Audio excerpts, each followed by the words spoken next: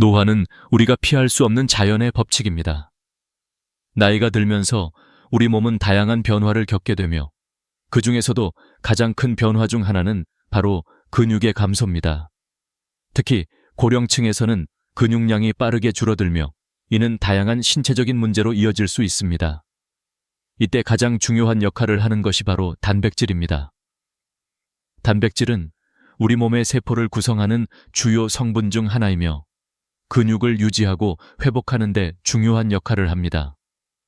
하지만 나이가 들수록 단백질의 흡수율이 감소하고 소화가 어려워지며 이는 결국 근육 감소와 체력 저하를 초래하게 됩니다. 그래서 오늘은 고령자들에게 왜 단백질이 그렇게 중요한지, 그리고 단백질이 부족할 때 어떤 문제가 발생하는지에 대해 알아보겠습니다. 고령층에서 단백질의 중요성을 제대로 이해하고 이를 꾸준히 섭취하는 것이 얼마나 중요한지 설명드릴 것입니다. 단백질의 역할. 단백질은 우리 몸의 근육뿐만 아니라 피부, 뼈, 머리카락, 면역 세포 등 다양한 부분에 중요한 역할을 합니다. 고령자들에게 단백질의 중요성은 특히 근육을 유지하는 데 있습니다.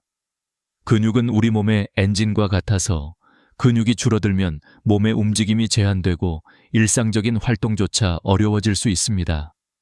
이는 결국 독립적인 생활을 유지하기 어려워지게 만듭니다. 또한 단백질은 면역력을 높이는 데도 중요한 역할을 합니다. 단백질이 부족하면 면역세포가 제대로 작동하지 않아서 감염에 더 취약해지고 작은 상처도 치유가 더디게 됩니다. 고령자들은 면역력이 저하되기 쉬운 시기이기 때문에 단백질을 적절히 섭취하는 것이 건강 유지에 매우 중요합니다. 단백질 부족 시 발생하는 문제 1. 근육 감소. 고령자들이 가장 자주 경험하는 문제 중 하나는 바로 근육량 감소입니다.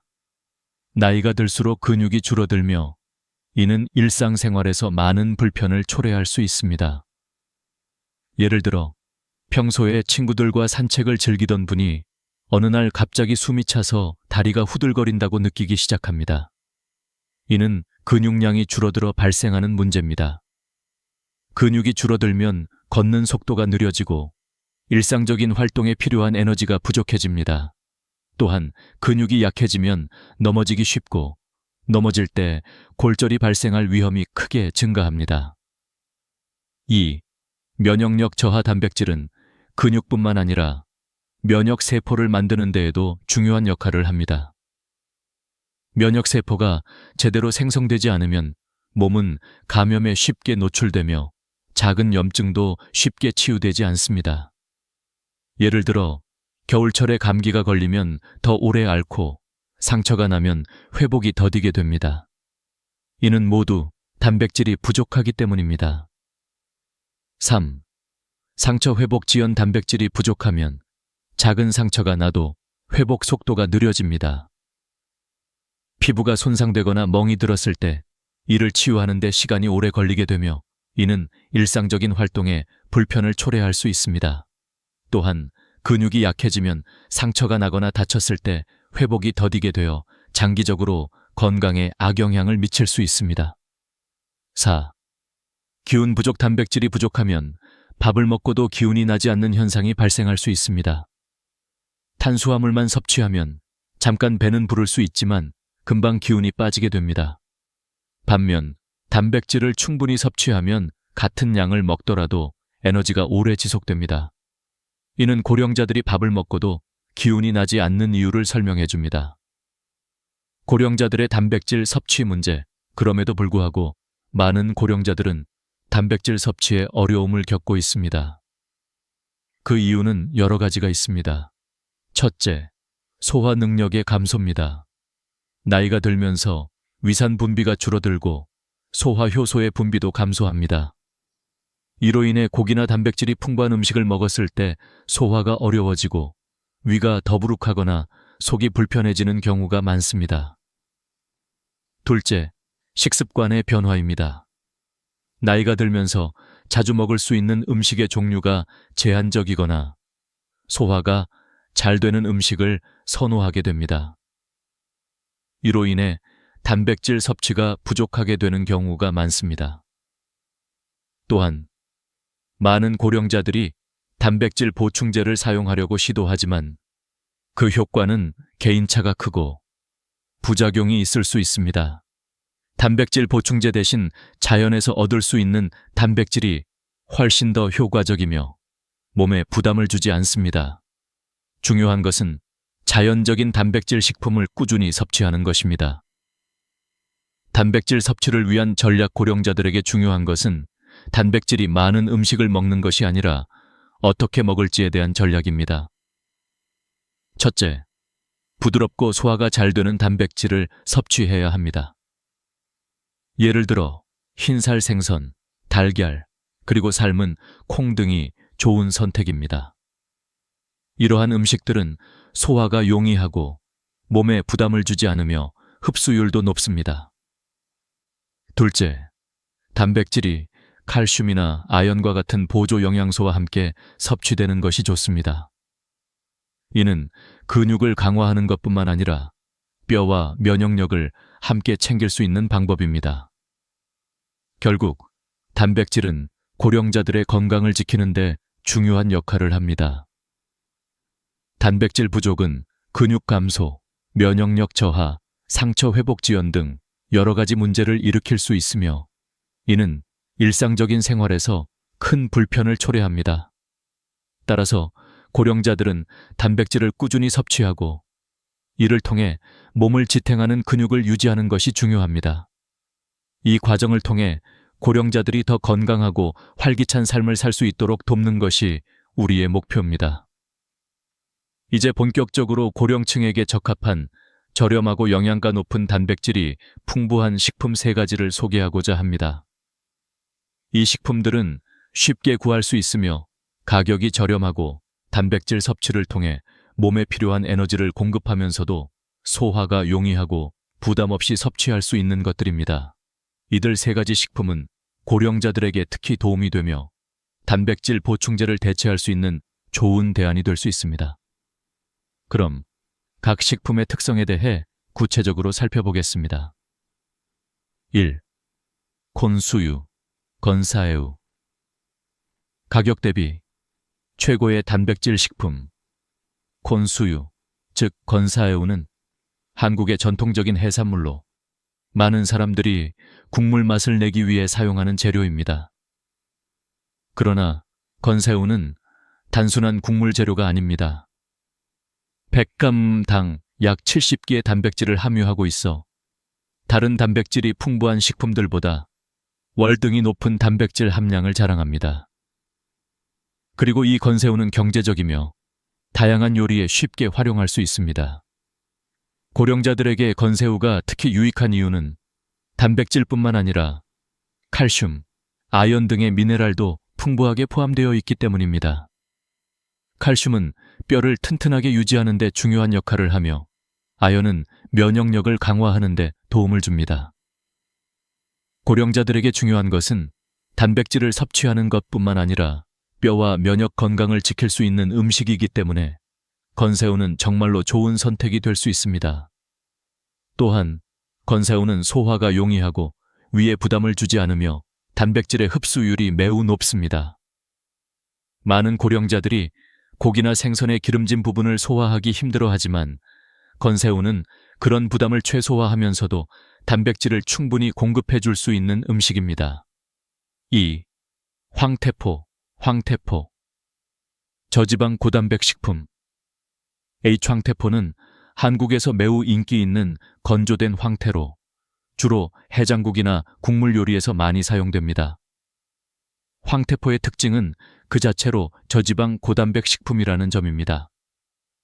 그램당 약 80개 단백질을 포함하고 있으며 지방은 거의 없는 상태입니다. 이는 고단백 식품을 찾고 있는 고령자들에게 매우 이상적인 선택이 됩니다. 황태포는 여러 번 얼리고 해동하는 과정을 거쳐서 단백질이 응축되고 섬유질이 부드러워져서 소화가 더욱 용이해집니다. 많은 고령자들이 소화 불량을 겪고 있지만 황태포는 이들 문제를 해결하는 데 도움을 줄 수 있는 좋은 식품입니다. 또한 황태포는 아침에 섭취했을 때 단백질 흡수율이 가장 높아 하루를 시작하는 에너지를 효과적으로 공급할 수 있습니다. 황태포는 또한 심혈관 건강에 좋은 영향을 미칩니다. 그 이유는 황태포가 함유하고 있는 오메가3인 지방산 덕분입니다. 오메가3는 콜레스테롤을 낮추고 혈액 순환을 개선하는 데 중요한 역할을 하며 고혈압과 심혈관 질환 예방에 도움이 됩니다. 3. 블랙 소이빈스, 검은콩. 혈관과 근육을 동시에 지키는 슈퍼푸드 검은콩은 단백질이 풍부하면서도 혈관을 보호하는 항산화 성분인 안토시아닌을 함유하고 있어 고령자에게 매우 유익한 식품입니다. 100g당 약 35개 단백질을 포함하고 있어 고기나 계란보다 많은 양의 단백질을 제공할 수 있습니다. 또한 식물성 단백질이기 때문에 소화가 잘 되고 위에 부담을 주지 않습니다. 검은콩은 그 자체로도 훌륭하지만 그 안에 포함된 안토시아닌 성분은 혈관 건강에 뛰어난 효과를 보입니다. 안토시아닌은 혈관을 청소하고 염증을 줄이며 심장 질환을 예방하는 데 도움이 됩니다. 고령자들이 특히 걱정하는 심혈관 질환 예방에 중요한 역할을 하므로 검은콩은 매우 유익한 식품입니다. 검은콩은 또한 눈 건강에도 좋은 영향을 미칩니다. 나이가 들면서 시력이 저하되는 고령자들에게는 검은콩에 포함된 안토시아닌이 눈을 보호하고 시력을 개선하는 데 도움을 줄 수 있습니다. 따라서 검은콩은 근육, 혈관, 눈 건강을 동시에 챙길 수 있는 이상적인 슈퍼푸드입니다. 결론. 고령자들에게 필요한 단백질 섭취, 콘수유, H황태포, 그리고 블랙 소이빈스는 각각의 특징과 장점이 있지만 공통적으로 고령자들에게 필수적인 단백질을 공급할 수 있는 아주 좋은 식품들입니다. 이들은 모두 소화가 용이하고 흡수율이 높으며 가격이 저렴하고 일상적으로 쉽게 섭취할 수 있습니다. 또한 이들 각각은 단백질 외에도 칼슘, 아연, 오메가3, 항산화 물질 등 다른 중요한 영양소를 제공하여 고령자들이 건강을 지키는 데 도움을 줍니다. 따라서 고령자들은 매일 이러한 단백질이 풍부한 식품을 섭취함으로써 근육을 유지하고 뼈와 면역력을 강화하며 심혈관 건강을 지킬 수 있습니다. 이 세 가지 식품을 꾸준히 섭취하는 것만으로도 많은 건강상의 이점을 누릴 수 있습니다. 고령자들이 이런 음식을 식단에 포함시키는 것만으로도 몸과 마음이 한층 더 건강해질 수 있을 것입니다.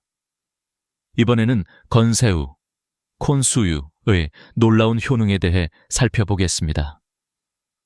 건새우는 한국 전통 음식에서 자주 사용되는 재료로 주로 국물이나 찌개에 풍미를 더하는 역할을 합니다. 그러나 이 작은 해산물은 단순히 맛을 내는 것 이상의 놀라운 효과를 지니고 있습니다.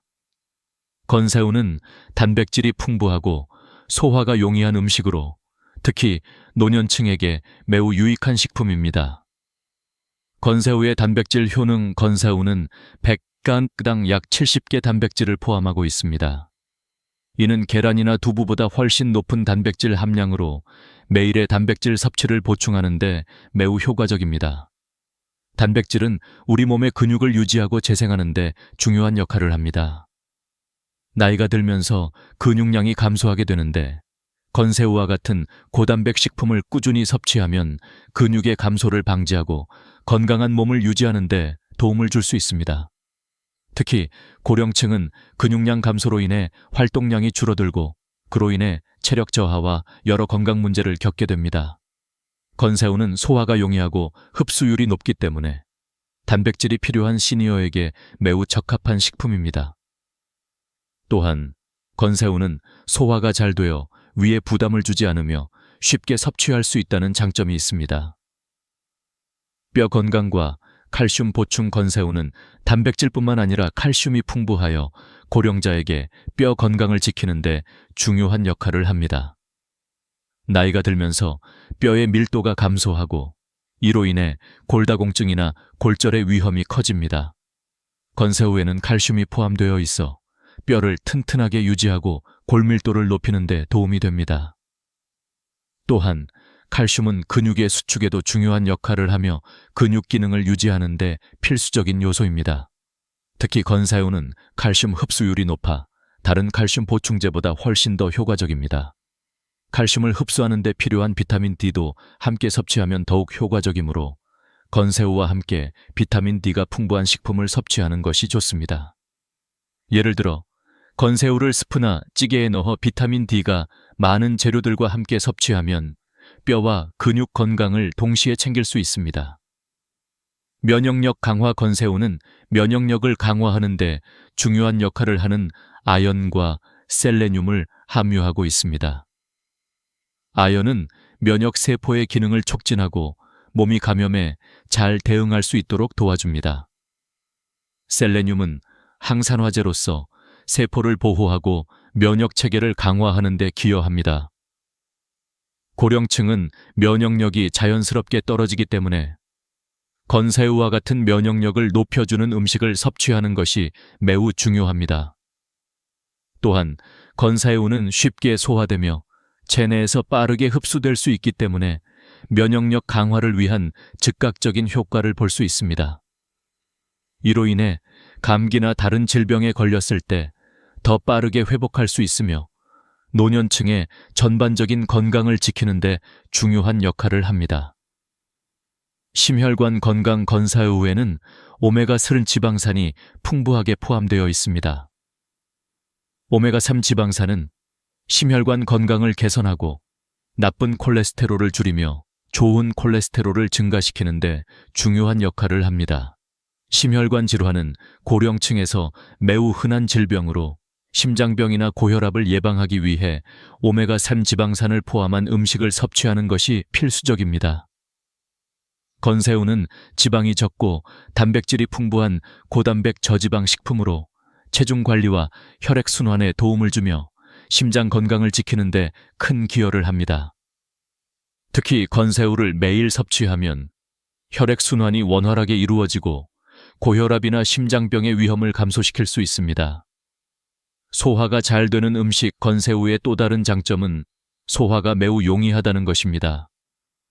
고령층은 위산 분비가 줄어들고 소화 효소의 작용이 약해지는 경향이 있습니다.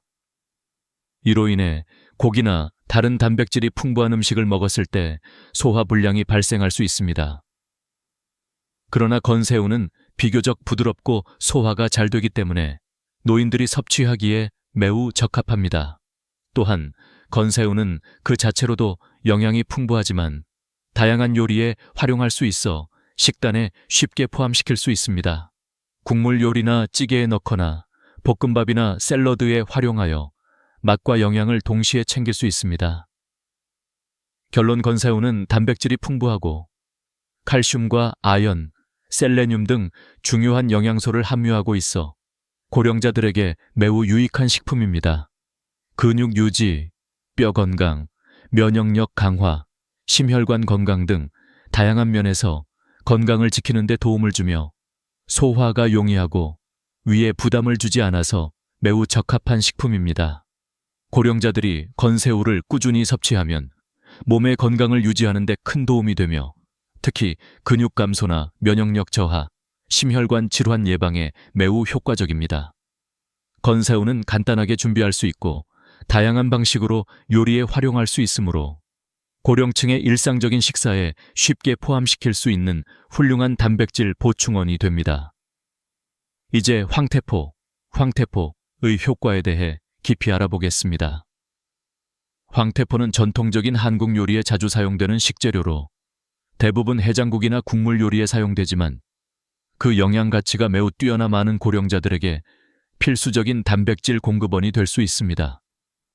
황태포는 단백질 함량이 높고 지방은 적으며 소화가 쉬운 특성을 가지고 있어 고령자에게 매우 적합한 식품입니다.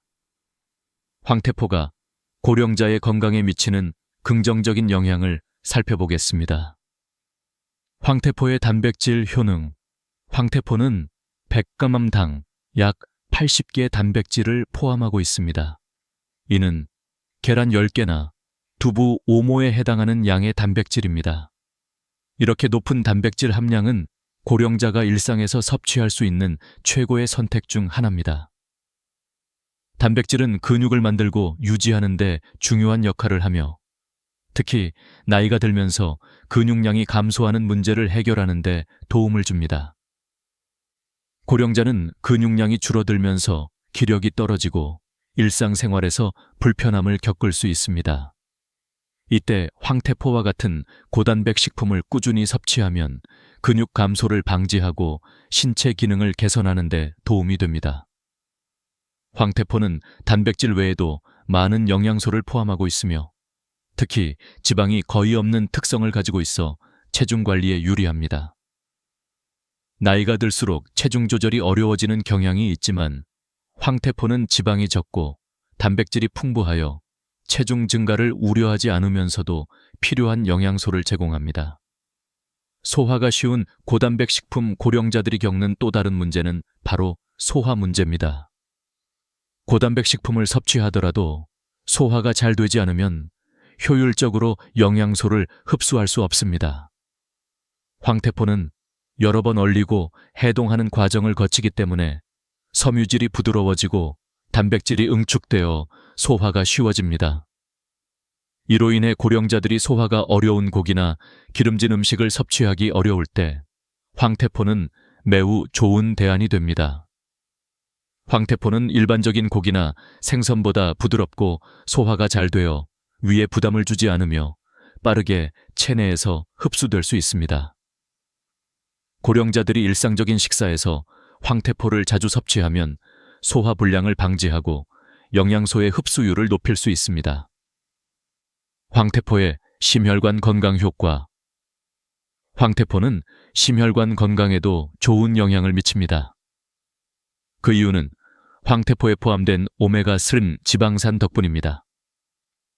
오메가3 지방산은 혈액 순환을 개선하고 나쁜 콜레스테롤 LDL을 줄이며 좋은 콜레스테롤 HDL을 증가시킵니다. 나이가 들면서 심혈관 질환에 걸릴 위험이 커지기 때문에 오메가3가 풍부한 음식을 섭취하는 것이 중요합니다. 황태포를 꾸준히 섭취하면 혈액 순환이 원활하게 이루어지고 심혈관 건강을 유지하는 데 큰 도움이 됩니다. 또한 오메가3 지방산은 혈압을 낮추고 염증을 줄이는 데 효과적이어서 고혈압과 같은 심혈관 질환 예방에 유리합니다. 고혈압은 고령자들 사이에서 매우 흔한 질병이며 이를 예방하기 위해서는 오메가3가 풍부한 식품을 꾸준히 섭취하는 것이 중요합니다. 황태포는 고혈압을 예방하고 혈관을 건강하게 유지하는 데 도움을 줄 수 있습니다. 면역력 강화를 위한 도움. 고령자들은 면역력이 약해져서 감염이나 질병에 쉽게 걸릴 수 있습니다. 황태포는 단백질과 함께 여러 가지 중요한 영양소를 포함하고 있어 면역력을 강화하는 데도 중요한 역할을 합니다. 황태포에 포함된 비타민 B군은 신경 건강과 면역 체계에 긍정적인 영향을 미치며 철분은 빈혈을 예방하고 혈액 순환을 돕습니다. 또한 황태포에 함유된 셀레늄은 강력한 항산화제 역할을 하여 면역 체계를 강화하고 세포의 손상을 예방하는 데 도움이 됩니다. 고령자들이 황태포를 자주 섭취하면 면역력이 향상되어 감기나 기타 감염성 질환에 대한 저항력을 높일 수 있습니다.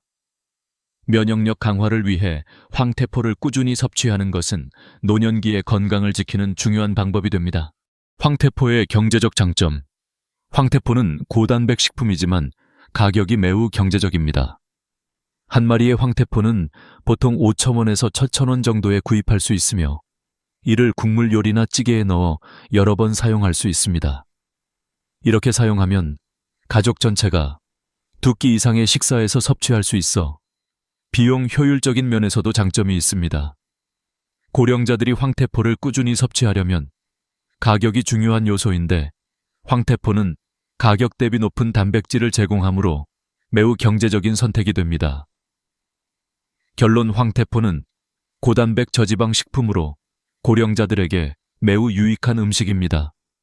단백질을 풍부하게 공급하면서도 소화가 용이하고 지방이 적어 체중 관리에도 도움이 됩니다. 또한 심혈관 건강, 면역력 강화, 뼈 건강 등 다양한 건강상의 이점을 제공하며 경제적인 가격으로 구입할 수 있어 매우 효율적인 식품입니다. 따라서 고령자들이 건강을 유지하고 일상적인 활동을 활발하게 이어가기 위해서는 황태포와 같은 고단백 식품을 꾸준히 섭취하는 것이 중요합니다. 황태포는 단순히 해장국에 쓰이는 재료가 아니라 고령자들의 건강을 지키는 중요한 보약이 될 수 있습니다. 고혈압, 심혈관 질환 예방, 근육 유지 등 여러 가지 측면에서 효과적인 황태포를 식단에 적극적으로 포함시키는 것이 중요합니다. 이번에는 검은 콩, 블랙 소이빈스의 효능에 대해 깊이 알아보겠습니다. 검은 콩은 오래전부터 전통적인 한국 음식에서 중요한 역할을 해온 식재료입니다. 최근에는 그 뛰어난 영양 가치로 인해 슈퍼푸드로 주목받고 있으며 특히 고령자들에게 매우 유익한 단백질 공급원으로 알려져 있습니다. 검은 콩은 그 자체로 단백질이 풍부하고 혈관과 심장 건강에 중요한 영향을 미치는 영양소를 다량 함유하고 있어 고령자들에게 건강을 지키는 데 큰 도움이 됩니다. 검은 콩의 단백질 효능. 검은 콩은 100g당 약 35복의 단백질을 포함하고 있어 고기나 계란보다 더 많은 단백질을 제공합니다. 또한 검은 콩은 식물성 단백질로 동물성 단백질보다 소화가 용이하고 위에 부담을 주지 않아서 고령자들이 소화하기에도 좋습니다. 특히 고령자들은 소화 기능이 약해지기 때문에 식물성 단백질을 포함한 음식을 섭취하는 것이 매우 중요합니다. 검은 콩에 포함된 단백질은 근육을 유지하는 데 중요한 역할을 합니다. 나이가 들수록 근육량이 감소하는데 이는 체력 저하와 다양한 건강 문제를 일으킬 수 있습니다. 검은 콩을 꾸준히 섭취하면 근육을 유지하고 강화하는 데 도움이 되며 고령자들이 일상적인 활동을 활발히 할 수 있도록 지원합니다. 검은 콩의 심혈관 건강 개선 효과. 검은 콩은 단백질뿐만 아니라 안토시아닌이라는 강력한 항산화 물질을 함유하고 있습니다. 안토시아닌은 혈관 건강을 개선하는 데 중요한 역할을 하며 콜레스테롤 수치를 낮추고 혈관의 염증을 줄여 심혈관 질환의 위험을 감소시킵니다. 고령자들 중 많은 사람들이 고혈압, 동맥경화, 심장 질환을 겪고 있기 때문에 검은 콩과 같은 항산화제가 풍부한 식품을 섭취하는 것이 매우 중요합니다. 안토시아닌은 또한 혈액 순환을 개선하고 세포의 노화를 방지하는 효과가 있어 노년기에 발생할 수 있는 다양한 심혈관 문제를 예방하는 데 도움을 줍니다. 검은 콩을 식단에 포함시키면 혈압 조절 및 심장 질환 예방에 중요한 역할을 하며 건강한 혈액 순환을 유지할 수 있습니다. 검은 콩의 눈 건강 보호. 검은 콩에 포함된 안토시아닌은 눈 건강에도 매우 중요합니다. 나이가 들면서 시력 저하가 발생하는데 특히 황반변성과 같은 노화 관련 눈 질환에 걸릴 위험이 높아집니다. 안토시아닌은 눈을 보호하고 시력을 개선하는 데 도움을 주는 강력한 항산화제입니다. 고령자들이 검은 콩을 섭취하면 눈 건강을 지키고 시력 저하를 예방하는 데 도움이 됩니다. 검은 콩은 눈의 혈액 순환을 개선하여 눈의 피로감을 줄여주고 시력을 유지하는 데 중요한 역할을 합니다. 따라서 검은 콩은 단백질과 함께 눈 건강을 동시에 챙길 수 있는 훌륭한 식품입니다. 검은 콩의 혈당 조절 효과. 검은 콩은 혈당을 조절하는 데 중요한 역할을 하는 식이섬유가 풍부합니다. 식이섬유는 소화 과정에서 천천히 흡수되며 혈당 수치를 급격히 상승시키지 않고 안정적인 상태를 유지하는 데 도움을 줍니다. 특히 당뇨병을 앓고 있는 고령자에게 검은 콩은 혈당 조절에 매우 유효한 식품입니다. 검은 콩의 식이섬유는 또한 체중 관리에 도움을 주며 장 건강을 개선하는 데도 효과적입니다. 당뇨병을 앓고 있는 고령자들에게 검은 콩은 혈당을 안정시키는 데 큰 도움을 줄 수 있는 중요한 식품입니다. 검은 콩을 꾸준히 섭취하면 혈당 수치를 조절하고 당뇨 합병증을 예방하는 데 기여할 수 있습니다. 검은 콩의 소화 효율과 흡수율. 검은 콩은 단백질이 풍부하면서도 소화가 잘 되는 식품입니다. 고령자들은 소화 능력이 감소하기 때문에 소화가 어려운 고단백 음식을 피하는 경우가 많습니다.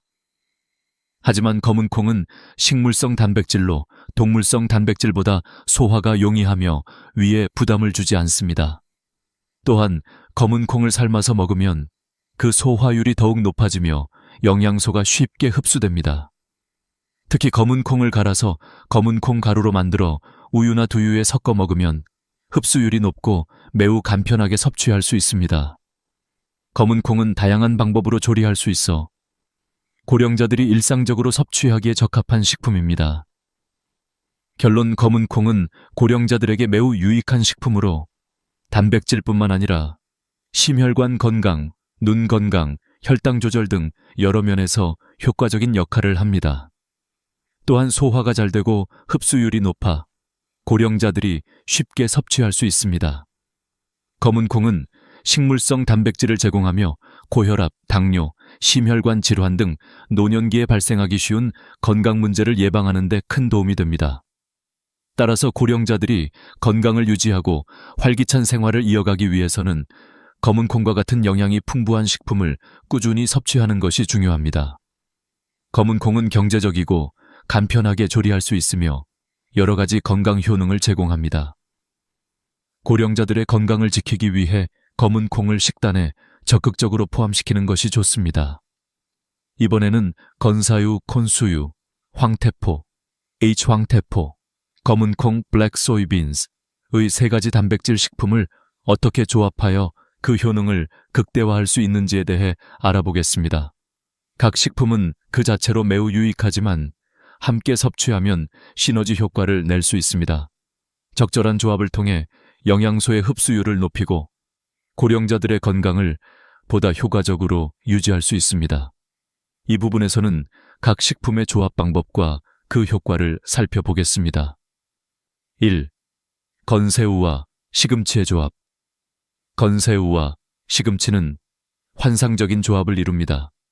건새우는 단백질과 칼슘이 풍부한 반면 시금치는 칼슘 흡수를 돕는 마그네슘과 비타민 C가 풍부합니다.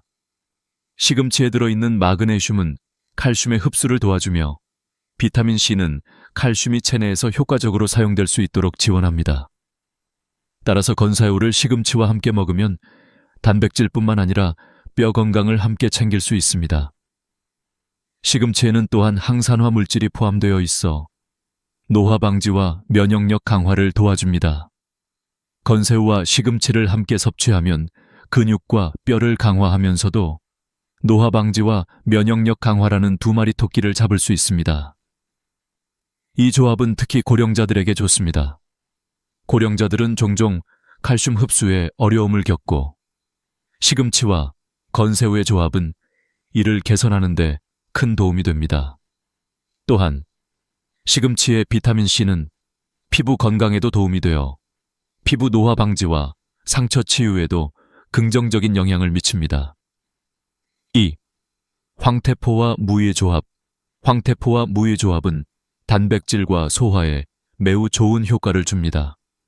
황태포는 고단백 저지방 식품으로 소화가 쉬운 단백질을 제공합니다. 반면 무는 소화를 돕는 효소를 함유하고 있어 황태포의 단백질이 몸에 잘 흡수될 수 있도록 도와줍니다. 무는 또한 위장에 부담을 주지 않으며 소화불량을 예방하는 데 효과적입니다. 황태포와 무를 함께 먹으면 소화가 용이하고 위 건강을 지키는 데 유리합니다. 황태포가 단백질을 제공하는 한편 무는 소화 효소가 풍부하여 단백질이 효과적으로 체내에 흡수되도록 합니다. 고령자들은 소화 기능이 약해지기 때문에 이런 조합은 소화 불량을 예방하고 영양소 흡수율을 높이는 데 매우 중요합니다. 또한 무는 혈액 순환을 돕고 천을 조절하는 데 유용합니다. 이로 인해 황태포와 무의 조합은 심혈관 건강을 강화하고 면역력을 높이는 데 도움이 됩니다. 3. 검은 콩과 들기름의 조합. 검은 콩과 들기름의 조합은 혈관 건강과 근육 강화에 매우 유익한 조합입니다. 검은 콩은 단백질과 안토시아닌이 풍부하여 혈관을 청소하고 염증을 줄여줍니다. 그러나 검은 콩은 지방이 부족하기 때문에 들기름과 결합하면 더욱 효과적인 항산화 효과를 낼 수 있습니다. 들기름은 좋은 지방이 풍부하여 검은 콩의 안토시아닌 성분이 몸속에서 오래 머물도록 도와줍니다. 검은 콩과 들기름을 함께 섭취하면 근육을 지키는 효과는 물론 혈관 건강을 동시에 챙길 수 있습니다. 검은 콩은 혈관을 건강하게 유지하며 들기름의 좋은 지방은 심장 건강에 도움이 됩니다. 이 조합은 특히 고혈압이나 심혈관 질환을 예방하는 데 유리합니다. 이 외에도 검은 콩과 들기름은 항산화 효과가 강해 노화 방지와 피부 건강에 도움을 줄 수 있습니다. 들기름에 포함된 불포화 지방산은 콜레스테롤 수치를 개선하고 체내 염증을 줄여주는데 중요한 역할을 합니다. 검은 콩과 들기름의 조합은 뇌 건강을 포함한 여러 면에서 고령자의 건강을 지키는데 매우 효과적입니다. 4. 다양한 식사 조합을 위한 실용적인 방법. 이 세 가지 단백질 식품을 일상적인 식사에 자연스럽게 포함시킬 수 있는 방법은 매우 다양합니다. 예를 들어 건새우와 시금치를 함께 넣은 볶음밥이나 찌개를 만들어 매일의 식사에 활용할 수 있습니다. 황태포와 물을 넣은 국물 요리나 찌개는 소화가 쉽고 몸에 필요한 영양소를 빠르게 흡수할 수 있도록 돕습니다. 검은 콩과 들기름은 샐러드나 볶음 요리에 넣어 다양한 방식으로 섭취할 수 있습니다. 이들 식품은 준비가 간단하고 일상적인 식사에 쉽게 포함될 수 있어 고령자들에게 적합합니다.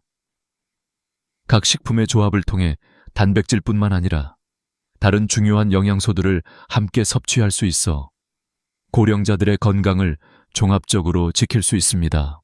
결론: 건새우, 황태포, 검은 콩은 각각 독립적인 효능을 가지고 있지만 이들을 적절히 조합하면 건강을 더욱 향상시킬 수 있습니다.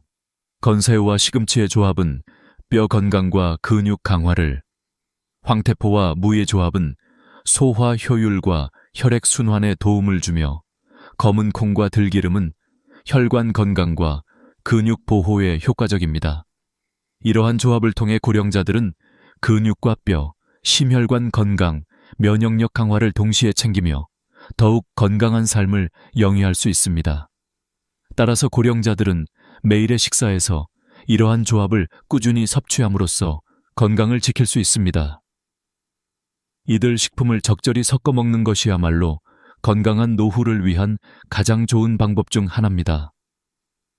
이번 영상에서는 고령자들을 위한 3가지 주요 단백질 식품, 즉 건사애우, 고운수유, 황태포, H황태포, 검은 콩, 블랙 소이빈스의 효능과 그 조합의 효과를 소개했습니다. 각 식품은 고유의 장점이 있지만 이를 적절히 결합하면 그 효과를 극대화할 수 있습니다. 고령자들이 이들 식품을 꾸준히 섭취함으로써 근육 유지, 뼈 건강, 심혈관 건강 및 면역력 강화를 모두 챙길 수 있습니다. 단백질은 고령자들의 건강을 유지하는 데 필수적인 영양소로 나이가 들면서 단백질 섭취가 부족해질 수 있기 때문에 이들 고단백 식품을 통해 체력과 활력을 되찾을 수 있습니다. 특히 고령자들은 소화가 용이하고 흡수율이 높은 단백질 식품을 선택하는 것이 중요합니다. 이를 통해 불편함 없이 영양소를 섭취하고 몸의 전반적인 건강을 증진할 수 있습니다. 일상에 쉽게 포함시키는 방법이제 3가지 주요 식품을 어떻게 일상적인 식사에 쉽게 포함시킬 수 있는지에 대해 간단히 정리해 보겠습니다. 1. 건새우와 시금치. 볶음밥이나 찌개에 넣어 영양가 높은 한 끼를 만들 수 있습니다. 2. 황태포와 무. 국물 요리에 활용해 소화가 잘 되는 동시에 단백질을 공급할 수 있습니다. 3. 검은 콩과 들기름. 샐러드나 볶음 요리에 추가해 풍부한 단백질과 항산화 성분을 섭취할 수 있습니다. 이와 같이 다양한 방법으로 고단백 식품을 식사에 포함시키면 지속 가능한 건강을 유지하는 데 큰 도움이 될 것입니다. 고령자들은 매일 작은 변화로 더 건강하고 활기찬 생활을 할 수 있습니다. 마지막으로 건강을 지키는 가장 중요한 열쇠는 꾸준한 관리와 적절한 식단입니다. 지금까지 소개한 3가지 단백질 식품을 일상에서 꾸준히 섭취하며 건강한 식습관을 형성하는 것이 고령자들에게는 매우 중요합니다. 나이는 숫자에 불과하다는 말처럼 나이가 들수록 더욱 건강을 지키는데 신경 써야 합니다. 이 영상이 여러분에게 도움이 되었길 바라며 오늘부터 바로 실천해 보시기 바랍니다. 구독과 좋아요, 알림 설정 부탁드립니다. 여러분의 건강을 위한 다양한 정보를 계속해서 제공할 예정이니 구독과 좋아요 버튼을 눌러주시고 알림 설정을 하셔서 다음 영상도 놓치지 않도록 해주세요. 함께 건강한 삶을 만들어가며 더 나은 내일을 준비하는 데 도움을 드리겠습니다. 오늘도 끝까지 시청해 주셔서 감사합니다. 건강하고 활기찬 하루 되세요. 감사합니다. 여러분, 나이가 들어감에 따라 우리 피부도 자연스럽게 변하기 시작합니다. 주름, 탄력 부족, 피부 건조. 우리 모두가 한 번쯤 경험했거나 겪고 있는 문제들이죠. 이런 문제들에 대해 얼마나 고민하시나요? 특히 피부 관리에 많은 시간을 투자하고 수백만 원을 들여 고급 화장품을 구매한 경험이 있을 겁니다. 하지만 그 화장품들이 과연 효과가 있었을까요? 피부가 개선되었나? 라는 질문에 자신 있게 그렇다고 답할 수 있는 사람은 얼마나 될까요? 오늘 이 영상에서는 여러분이 그동안 몰랐던 놀라운 사실을 알려드리려고 합니다. 바로 단돈 5,000원으로 피부 나이를 10년 젊어 보이게 할 수 있다는 사실입니다. 아니, 믿기 힘드신가요? 사실 이 방법은 수많은 의학적 연구와 실제 사용자의 경험에 기반한 것입니다. 이 놀라운 방법은 바로 바세린입니다. 네, 맞습니다. 여러분이 생각하는 그 바세린이 바로 피부를 젊어 보이게 하는 비밀이 될 수 있습니다. 많은 사람들이 비싼 화장품을 구매하기 위해 많은 돈을 쏟아붓고 있지만 사실 바세린만으로도 피부를 효과적으로 관리할 수 있다는 사실을 아셨나요?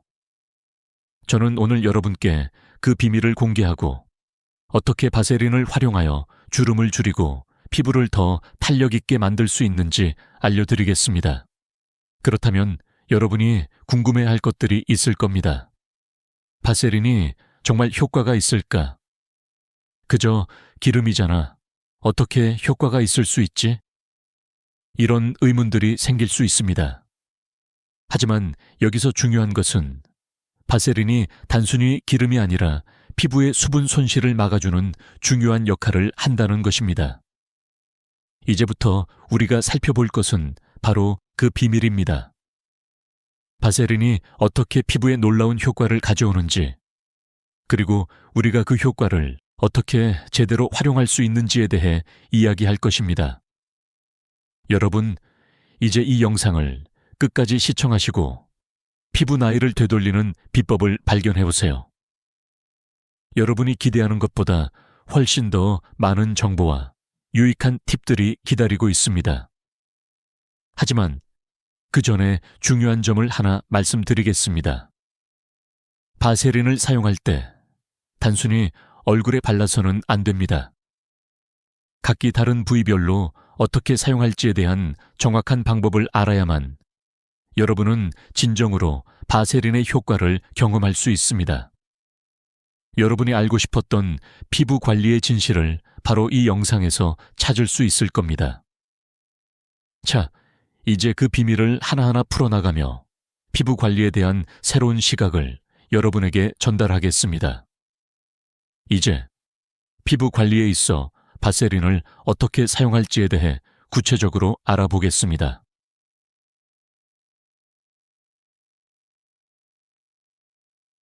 여러분, 나이가 들면서 피부가 어떻게 변하는지 생각해 본 적 있으신가요?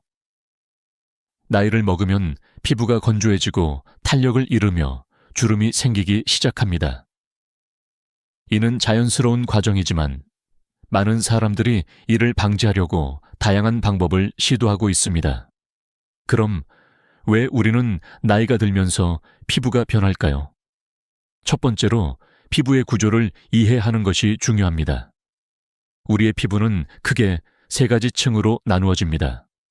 표피, 진피, 그리고 피하 조직입니다. 표피는 피부의 가장 바깥층으로 피부를 보호하는 역할을 합니다. 진피는 피부의 두 번째 층으로 피부의 탄력과 강도를 유지하는 콜라겐과 엘라스틴이 포함되어 있습니다. 마지막으로 피하 조직은 피부 아래 깊은 층으로 지방층과 결합 조직이 존재합니다. 나이가 들면서 우리의 피부는 점점 더 많은 변화를 겪습니다. 가장 큰 변화 중 하나는 콜라겐과 엘라스틴의 감소입니다. 콜라겐은 피부에 탄력을 주는 중요한 단백질입니다. 하지만 나이가 들수록 콜라겐의 생산량이 감소하고 그로 인해 피부는 점점 더 탄력을 잃고 주름이 생기게 됩니다. 또한 피부의 수분을 유지하는 능력도 약해집니다. 피부가 건조해지면 주름이 더욱 뚜렷해지고 피부의 보호막이 약해져 외부 자극에 민감해지기도 합니다. 또 다른 중요한 요소는 호르몬 변화입니다. 특히 폐경기 이후 여성들은 호르몬 변화로 인해 피부가 더 건조하고 얇아지며 혈액순환이 원활하지 않아 피부의 톤도 어두워질 수 있습니다. 남성들도 나이가 들면서 테스토스테론 수치가 낮아지며 피부의 두께와 탄력이 감소할 수 있습니다. 이 모든 변화들이 결합되어 결국 피부 노화가 일어나게 됩니다. 그렇다면 이러한 피부 노화 과정을 늦추거나 예방할 수 있는 방법은 무엇일까요? 많은 사람들이 고가의 화장품이나 수술적인 방법을 선택하지만 사실 이런 방법들은 일시적인 효과를 줄 뿐 근본적인 해결책이 되지 못할 때가 많습니다. 피부를 건강하게 유지하기 위한 가장 중요한 요소 중 하나는 수분 공급입니다. 피부가 충분한 수분을 유지하면 피부의 탄력을 되찾고 주름을 예방할 수 있습니다. 그리고 또 하나 중요한 점은 피부 보호막을 유지하는 것입니다. 피부의 보호막은 외부 자극으로부터 피부를 보호하고 수분이 증발하는 것을 막아주는 중요한 역할을 합니다. 이때 바세린과 같은 제품이 중요한 역할을 할 수 있습니다. 바세린은 피부의 수분 증발을 막아주는 뛰어난 능력을 가지고 있기 때문에 건조해진 피부를 보호하고 피부의 수분을 보충하는 데 효과적입니다. 하지만 바세린을 사용한다고 해서 피부 노화가 바로 멈추지는 않습니다. 꾸준한 관리와 적절한 제품의 사용이 필요합니다. 특히 바세린을 사용할 때는 그 사용 방법을 제대로 알고 사용하는 것이 중요합니다. 바세린은 단순히 피부에 발라서 끝나는 것이 아니라 올바른 방법으로 사용해야 그 효과를 극대화할 수 있습니다. 주름을 예방하려면 무엇을 해야 할까요? 첫 번째로, 피부에 필요한 수분을 공급해 주는 것이 중요합니다. 이는 바세린을 사용하여 피부의 수분을 잠가두는 것 외에도 피부에 수분을 공급하는 다양한 방법이 필요합니다. 예를 들어, 수분이 많은 앰플이나 세럼을 먼저 바르고 그 위에 바세린을 덮어서 수분이 피부 안에 오랫동안 보관되게 할 수 있습니다. 이렇게 하면 피부는 수분을 잃지 않고 오랫동안 촉촉함을 유지할 수 있습니다. 두 번째로, 피부에 자극을 주지 않도록 주의해야 합니다. 피부가 얇아지고 민감해지면 자극에 민감해지기 때문에 강한 화학 성분이 포함된 제품이나 너무 자주 스크럽하는 것보다 부드럽고 자연적인 방법으로 피부를 관리하는 것이 중요합니다. 세 번째로, 식습관과 생활습관이 중요합니다. 나이가 들수록 피부는 더 많은 영양소를 필요로 합니다. 피부 건강을 지키기 위해서는 충분한 수분 섭취, 균형 잡힌 식사, 적당한 운동 등이 필요합니다. 또한 너무 많은 자외선 노출은 피부 노화를 촉진하므로 자외선 차단제를 사용하거나 외출 시 자외선을 피하는 것도 중요한 관리 방법 중 하나입니다. 이제 우리는 피부 노화의 원인과 이를 예방하기 위한 방법들에 대해 알아봤습니다. 하지만 이 모든 방법을 통해 피부를 유지하려면 꾸준한 노력이 필요합니다. 한 번의 시도나 일시적인 방법으로는 효과를 볼 수 없습니다. 꾸준한 관리가 필요한 이유는 피부가 매일매일 변화하고 있기 때문입니다. 지속적으로 피부에 좋은 습관을 들여서 건강한 피부를 유지할 수 있도록 해야 합니다. 여기서 중요한 점은 정확한 방법으로 피부를 관리하는 것입니다. 수많은 제품들 중에서 여러분에게 맞는 제품을 찾고 그것을 제대로 활용하는 것이 중요합니다. 오늘 우리가 이야기한 바세린은 그중 하나일 뿐입니다. 바세린을 사용한다고 해서 모든 피부 문제가 해결되지는 않습니다. 하지만 바세린은 피부 보호막을 강화하고 수분을 잠그는 데 뛰어난 효과를 보입니다. 이 점을 잘 활용하면 여러분도 건강하고 젊어 보이는 피부를 유지할 수 있을 것입니다.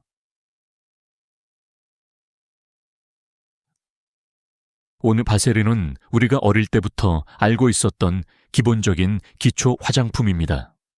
하지만 바세린이 피부 노화 방지에 정말로 효과가 있다는 사실을 알고 계셨나요? 많은 사람들이 바세린을 단순한 기름으로 생각하지만 사실 바세린은 피부에 놀라운 효과를 줄 수 있는 강력한 제품입니다. 그 비밀은 바로 수분 유지에 있습니다. 바세린의 주요 성분은 페트롤라툼, 페트롤아툼입니다. 이는 피부의 표면에 보호막을 형성하여 외부 환경으로부터 피부를 보호하고 피부에서 빠져나가는 수분을 막는 역할을 합니다. 그 결과 피부는 수분을 잘 유지하게 되어 더욱 부드럽고 탄력 있게 변합니다. 이 원리로 인해 바세린은 피부 건조, 주름, 탄력 부족 등을 개선하는 데 매우 효과적입니다. 그리고 바세린이 놀라운 점은 저렴하면서도 강력한 효과를 낸다는 것입니다. 사실 많은 고급 화장품이 바세린과 같은 성분을 포함하고 있습니다. 예를 들어 많은 프리미엄 크림들이 피부에 수분 손실을 막기 위해 페트롤라툼을 사용합니다. 이는 연구 결과로도 입증된 사실입니다. 하지만 고급 화장품들은 대부분 마케팅과 브랜드 가치에 의해 가격이 비쌉니다. 그에 비해 바세린은 단 몇천 원으로도 같은 효과를 볼 수 있다는 사실이 놀랍지 않나요? 이렇게 바세린이 저렴하고 효과적인 이유는 그 성분이 피부 보호막을 만들고 수분 손실을 최대한 막아주기 때문입니다. 피부가 충분한 수분을 유지하게 되면 주름이 덜 생기고 피부톤도 밝아지며 피부 탄력도 증가하게 됩니다. 이는 바세린이 제공하는 가장 큰 장점 중 하나입니다. 그러나 바세린을 사용할 때 반드시 주의할 점이 있습니다. 바세린은 너무 많은 양을 한 번에 바르면 오히려 피부에 부담을 줄 수 있습니다. 따라서 바세린은 얇게 바르는 것이 중요합니다. 얼굴 전체에 두껍게 발리지 않도록 하고 필요한 부위에만 소량을 발라주는 것이 핵심입니다. 그리고 바세린은 밤에 사용하는 것이 가장 효과적입니다. 낮에는 바세린이 피부에 남아 끈적거릴 수 있고 외부 먼지나 오염물질이 피부에 달라붙을 수 있기 때문입니다. 밤에 잠자는 동안 피부가 가장 회복하는 시간이기 때문에 그 시간에 바세린을 발라두면 피부가 한층 더 효과적으로 수분을 흡수하고 보호막이 잘 형성됩니다. 여기서 또 중요한 점은 바세린이 단순히 피부에 수분을 잠그는 역할만 하는 것이 아니라 피부의 재생을 돕는 효과도 있다는 것입니다.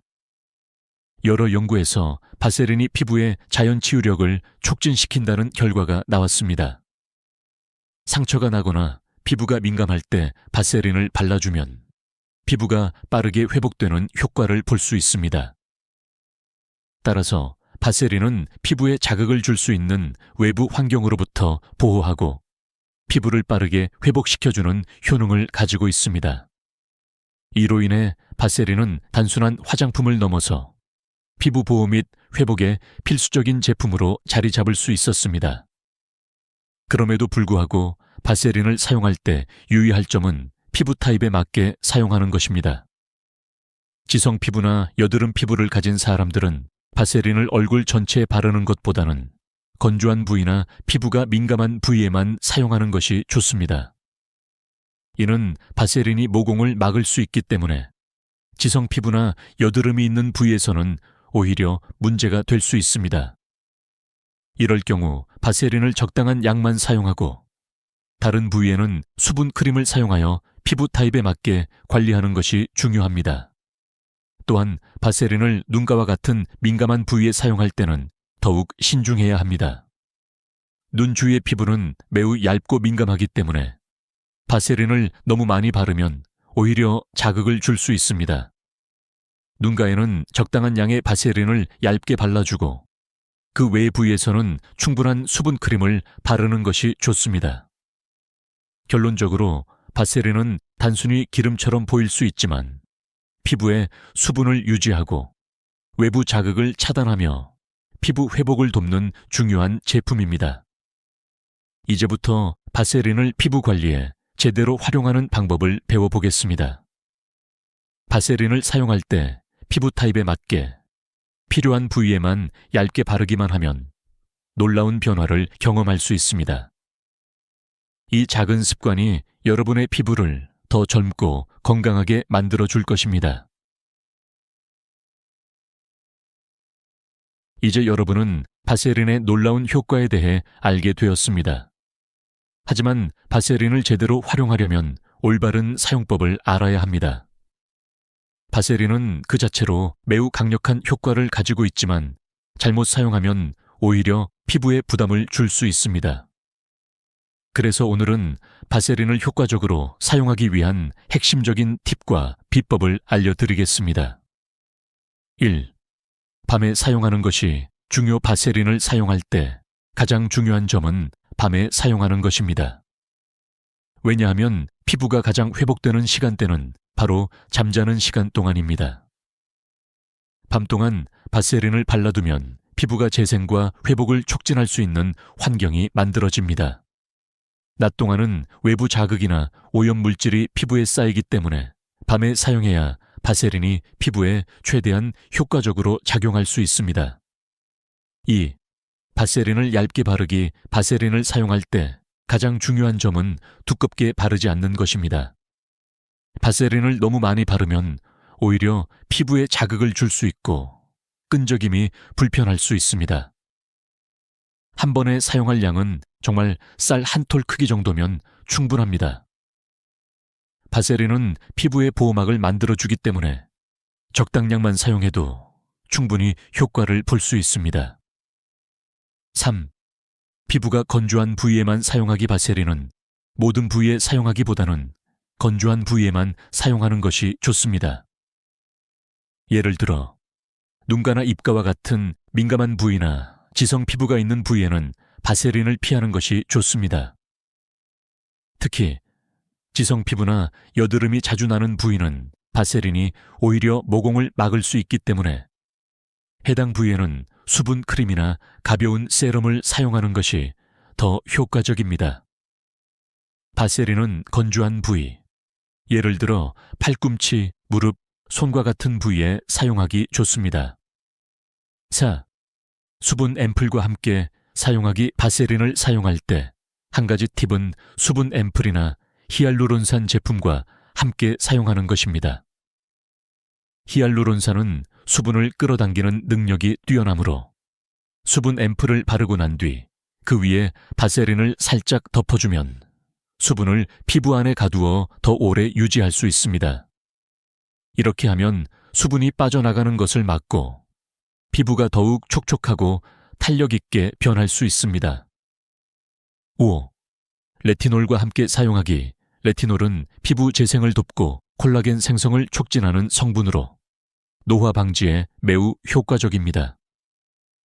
하지만 레티놀은 피부에 자극을 줄 수 있기 때문에 사용 후 피부가 따갑거나 빨개질 수 있습니다. 이럴 때 레티놀 크림을 바르고 20파실 30분 정도 기다린 후 그 위에 바세린을 얇게 덮어주면 자극을 완화시킬 수 있습니다. 바세린은 레티놀의 효과를 증대시켜주며 피부가 자극을 덜 받게 만들어줍니다. 6. 목과 손의 집중적인 관리. 목과 손은 얼굴과 마찬가지로 피부가 얇고 민감하여 빠르게 노화가 진행되는 부위입니다. 이 부위에 바세린을 사용하는 것도 매우 효과적입니다. 자기 전에 목에 수분 크림을 바르고 그 위에 바세린을 덧발라주면 피부가 촉촉하게 유지되며 주름을 예방할 수 있습니다. 손 역시 수분 크림을 바르고 면장갑을 끼고 잠을 자면 손의 피부가 부드럽고 젊어 보이는 효과를 볼 수 있습니다. 7. 피부 트러블이 있을 때 사용하는 방법. 피부 트러블이 있을 때도 바세린을 효과적으로 활용할 수 있습니다. 예를 들어 상처나 염증이 생겼을 때 바세린을 발라주면 피부의 재생을 돕고 상처가 빠르게 치유될 수 있습니다. 바세린은 피부의 보호막을 형성하여 외부 세균이나 오염물질이 피부에 들어가는 것을 방지하고 상처의 치유를 촉진합니다. 단, 상처가 열린 상태일 때는 바세린을 사용하기 전에 의사와 상담하는 것이 좋습니다. 8. 얼굴 전체에 바세린을 사용할 때의 주의사항. 얼굴 전체에 바세린을 사용하려면 피부 타입에 맞게 사용하는 것이 중요합니다. 지성 피부의 경우 얼굴 전체에 바세린을 바르는 것보다는 건조한 부위나 민감한 부위에만 사용하는 것이 좋습니다. 특히 T존 부위 이마, 코, 턱는 피하고 U존 부위 볼, 눈가, 입가 는 바세린을 적당량만 발라주는 것이 가장 효과적입니다. 야이처럼 바세린은 그 자체로도 훌륭한 피부 관리 제품이지만 다른 제품들과 잘 조화롭게 사용하면 그 효과가 더욱 증대됩니다. 바세린을 사용하기 전 자신에게 맞는 피부 타입에 맞게 올바른 방법을 알고 사용하는 것이 중요합니다. 매일 밤 꾸준히 바세린을 사용하고 피부의 수분과 보호막을 유지하며 필요한 부위에 집중적으로 사용한다면 여러분의 피부는 더욱 건강하고 젊어 보일 것입니다.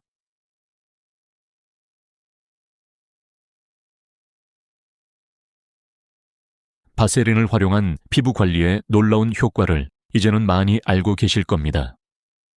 하지만 단순히 이론적으로만 이해하는 것보다 실제로 바세린을 사용해 본 사람들의 실제 경험을 듣는 것이 더 중요합니다. 그래서 이번에는 바세린을 사용한 다양한 성공 사례와 그 효과에 대해 살펴보겠습니다. 1. 김복순 할머니의 변화. 72세의 김복순 할머니는 매달 수십만 원을 들여 고급 화장품을 구매하고 사용했지만 피부 상태는 점점 나빠지고 주름은 깊어져만 갔습니다. 결국 김 할머니는 피부과 의사인 저에게 찾아왔습니다. 할머니는 선생님, 이 나이에 무슨 화장품이 효과가 있을까요? 라며 불신을 보였습니다. 하지만 저는 바세린의 비법을 알려드렸습니다. 할머니는 처음에는 반신반의했지만 매일 밤 바세린을 얼굴에 얇게 발라주었습니다. 3개월 뒤 다시 진료실에 방문한 김 할머니의 얼굴은 완전히 달라졌습니다. 정말 신기해요. 평생 써본 화장품 중에서 이것만큼 효과 본 적이 없어요. 라고 말씀하셨습니다.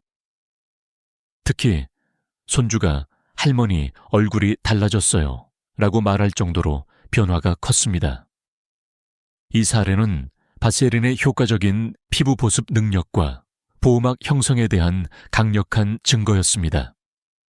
할머니의 피부는 훨씬 촉촉해졌고 주름도 눈에 띄게 줄어들었습니다. 특히 얼굴의 팔자, 주름이 완화되었고 피부톤도 고르게 변했습니다. 이처럼 바세린은 단기간에 피부 상태를 개선하는 데 큰 도움을 줄 수 있습니다. 2.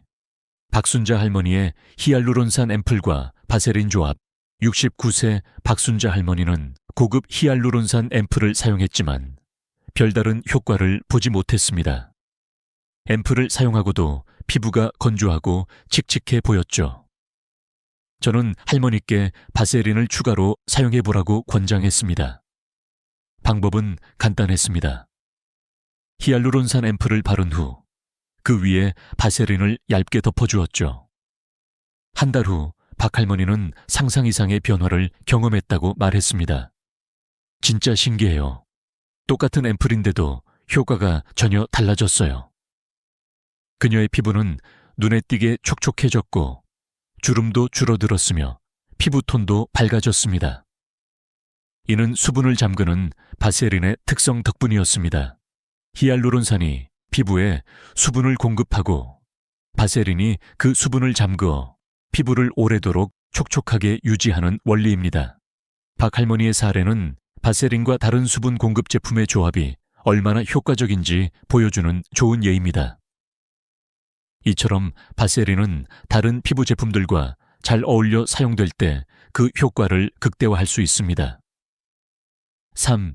이영자 할머니의 레티놀 크림과 바세린 조합.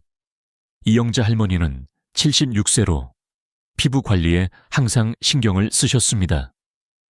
할머니는 레티놀 크림을 사용하면서 피부가 따갑고 빨개지는 증상을 경험했습니다. 레티놀은 피부 재생을 돕는 훌륭한 성분이지만 자극이 강해 피부가 민감해질 수 있습니다. 이영자 할머니에게는 레티놀 크림을 바르고 25-30분 후 그 위에 바세린을 덮는 방법을 알려드렸습니다. 그 결과 할머니의 피부는 더 이상 따갑지 않았고 레티놀의 효과가 오히려 더 좋아졌습니다. 바세린이 피부에 보호막을 형성하여 자극을 완화시켰고 레티놀의 재생 효과를 더욱 강화시킨 것이죠. 이 사례는 바세린이 피부 자극을 완화하고 다른 강력한 성분들과 함께 사용할 때 시너지 효과를 낼 수 있다는 것을 보여줍니다. 레티놀 크림과 같은 강력한 성분을 사용할 때 바세린을 함께 사용하면 피부가 더 안전하게 회복되고 피부 개선 효과도 더욱 강력해집니다. 4. 피부과 의사의 개인적인 경험. 저는 50년간 수많은 환자들에게 바세린을 추천해왔고 그중 많은 분들이 실제로 놀라운 변화를 경험했습니다. 특히 피부가 민감한 노년층의 경우 바세린은 수분을 지키는데 탁월한 효과를 보였습니다. 예를 들어 한 환자는 평소 피부가 너무 건조해져서 항상 당기는 느낌이 있었지만 바세린을 사용한 후에는 피부가 부드럽고 촉촉해졌다고 말했습니다. 또 다른 환자는 얼굴에 심한 주름과 피부 손상이 있었으나 바세린을 매일 밤 사용한 후 피부가 눈에 띄게 개선되었고 손주들로부터 할머니, 얼굴이 부드러워졌어요 라는 말을 들었습니다. 이런 변화는 피부 보호막을 유지하고 수분을 보충하는 바세린의 중요한 기능 덕분에 이루어진 결과였습니다. 5. 피부과 연구 결과. 피부과 연구에서도 바세린의 효과가 입증되었습니다. 여러 연구에 따르면 바세린은 피부의 수분 증발을 98%까지 차단할 수 있다는 결과가 나왔습니다. 이는 어떤 고급 화장품도 따라올 수 없는 효과입니다. 피부는 수분을 잃지 않으면 건강하고 탄력 있게 유지될 수 있습니다. 바세린이 피부 보호막을 형성하여 수분이 피부에 오래 머무르게 하는 원리로 피부가 촉촉하고 탄력 있게 변합니다. 이러한 연구 결과는 피부 건강을 위해 바세린이 매우 유용한 제품이라는 것을 강력히 뒷받침합니다.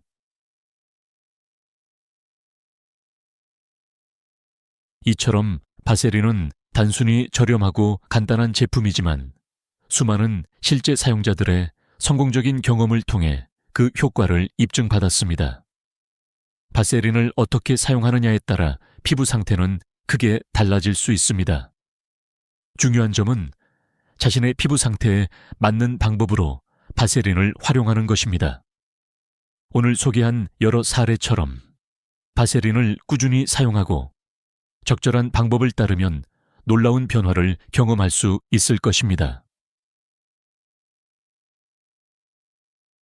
이제까지 우리는 바세린을 효과적으로 사용하는 다양한 방법과 실제 사례를 살펴보았습니다. 바세린이 피부 관리에 얼마나 중요한 역할을 할 수 있는지, 그리고 어떻게 그 효과를 최대한으로 끌어낼 수 있는지에 대해 이야기했죠. 그럼 이제 마지막으로 여러분이 기억해야 할 중요한 교훈과 피부 관리에 대한 최종 조언을 드리겠습니다. 1. 피부 관리에 있어 가장 중요한 것은 꾸준함이다. 피부는 하루아침에 변화하지 않습니다. 여러분이 매일 밤 바세린을 발라주고 꾸준하게 피부 관리를 한다면 몇 주 후에는 그 효과를 눈으로 확인할 수 있을 것입니다. 하지만 즉각적인 결과를 기대하기보다는 장기적인 관점에서 관리하는 것이 중요합니다. 바세린은 시간이 지나면서 그 효과가 서서히 나타나는 제품입니다. 이 점을 명심하고 꾸준히 관리하는 습관을 들여보세요. 2. 피부에 맞는 제품과 방법을 선택하라. 모든 피부가 똑같은 상태는 아닙니다. 지성 피부, 건성 피부, 민감성 피부 등 각기 다른 피부 타입에 맞는 관리 방법이 필요합니다. 예를 들어 지성 피부에는 바세린을 전체 얼굴에 사용하기보다는 건조한 부위나 민감한 부위에만 사용하는 것이 좋습니다. 반면 건성 피부나 노화가 진행된 피부에는 바세린을 전반적으로 사용할 수 있습니다. 자신에게 맞는 제품과 사용 방법을 찾아 사용하는 것이 중요합니다. 피부 타입에 맞게 수분 앰플, 세럼, 크림과 같은 다른 제품들과 함께 바세린을 활용하면 더 큰 효과를 볼 수 있습니다. 바세린은 수분을 잠그는 역할을 해주기 때문에 수분 공급이 중요한 제품들과 함께 사용할 때 그 효과가 극대화됩니다. 3. 자외선 차단을 잊지 마세요. 피부 관리에서 중요한 또 하나의 요소는 자외선 차단입니다. 피부가 건강하고 탄력 있게 유지되려면 자외선으로부터 보호해야 합니다. 자외선은 피부를 건조하게 하고 주름을 가속화시킬 수 있습니다. 바세린을 사용하면서 자외선 차단제를 꼭 사용하세요. 하루에 2번 이상 자외선 차단제를 덧바르거나 외출 시에는 꼭 자외선을 차단할 수 있는 제품을 사용하시기 바랍니다. 4. 피부와의 소통 피부 관리는 단순히 외부 제품을 바르는 것에 그치지 않습니다. 피부의 상태를 주의 깊게 살피고 필요에 맞는 제품을 선택하는 것이 중요합니다. 피부가 건조하다면 더 많은 수분을 공급해주고 피부가 자극을 받았다면 자극을 완화시켜줄 수 있는 제품을 선택해야 합니다. 피부는 매일매일 변화하므로 피부 상태에 맞게 제품을 조절하고 관리하는 것이 필요합니다. 5. 나이가 들어도 아름다울 수 있다. 피부 관리는 나이에 상관없이 중요한 부분입니다. 나이가 들면서 피부는 자연스럽게 변화하지만 적절한 관리와 꾸준한 노력으로 젊고 건강한 피부를 유지할 수 있습니다. 바세린처럼 간단하면서도 효과적인 제품을 활용하면 누구나 피부를 건강하게 관리할 수 있습니다. 그리고 중요한 점은 아름다움은 외모만이 아니라 건강한 피부에서 나온다는 것입니다. 피부가 건강하고 탄력 있게 유지되면 그 자체로 젊고 아름다워 보이기 때문입니다. 나이가 들었다고 포기하지 말고 오늘부터라도 피부 관리에 힘써보세요. 6. 피부 관리의 첫걸음은 바세린과 함께 바세린은 피부 관리에서 가장 기본적이고 필수적인 제품이 될 수 있습니다. 그것은 단지 기름 같은 보습제가 아니라 피부 보호막을 형성해주고 수분을 잠가주는 역할을 하는 중요한 제품입니다. 바세린을 매일 밤 얼굴에 발라주면 피부는 점점 더 촉촉하고 건강해지며 주름도 줄어들고 피부톤도 개선됩니다. 하지만 바세린을 사용하는 것만으로 모든 문제가 해결되지는 않습니다. 올바른 사용법과 꾸준함이 중요합니다. 바세린을 효과적으로 사용하면서 다양한 피부 제품들과 함께 사용하고 나이와 피부 타입에 맞는 적절한 방법을 선택하세요.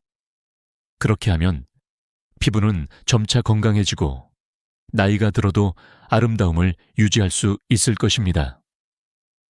마지막으로 피부는 여러분의 첫 번째 방어선입니다. 건강한 피부는 외부 자극으로부터 몸을 보호하고 자신감을 주며 나아가 행복한 삶을 영위하는 데 큰 역할을 합니다. 여러분의 피부는 여러분의 삶의 중요한 부분이므로 이를 소중히 여기고 꾸준히 관리하세요.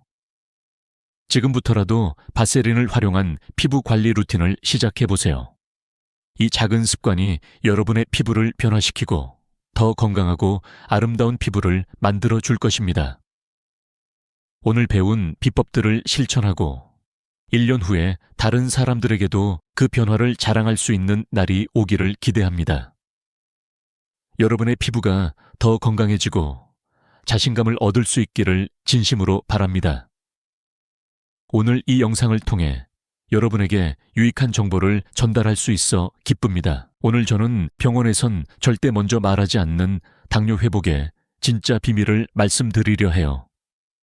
여러분, 왜 병원에서는 당뇨 환자를 줄이려는 노력을 적극적으로 하지 않을까요? 환자가 줄어들면 손해보는 구조. 안타깝게도 의료 현실이 그렇습니다.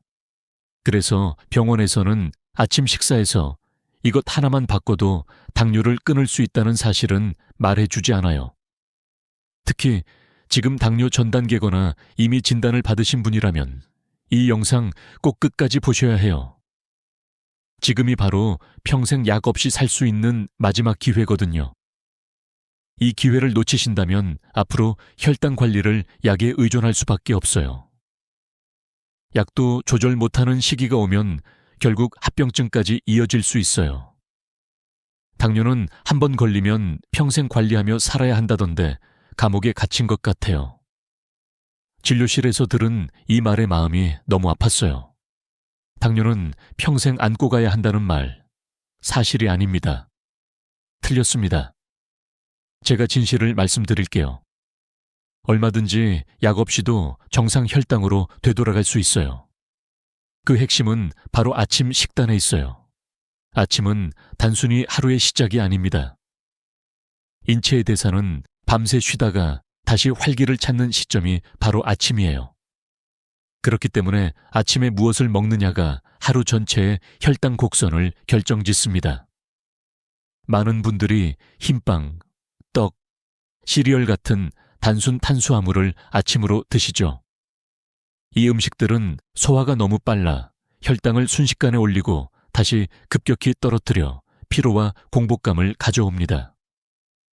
그러나 단백질과 채소, 통곡물을 포함한 아침은 혈당을 완만하게 올려 안정적인 하루를 만들어줍니다. 실제로 미국의 한 대규모 연구에서 아침을 어떻게 먹느냐에 따라 같은 칼로리를 섭취해도 하루 평균 혈당이 아펜셜 30mg 다이엘까지 차이가 났다는 결과가 있습니다. 단순히 배부르게 먹는 문제가 아니라 혈당 관리라는 더 큰 그림이 숨어 있다는 뜻이죠.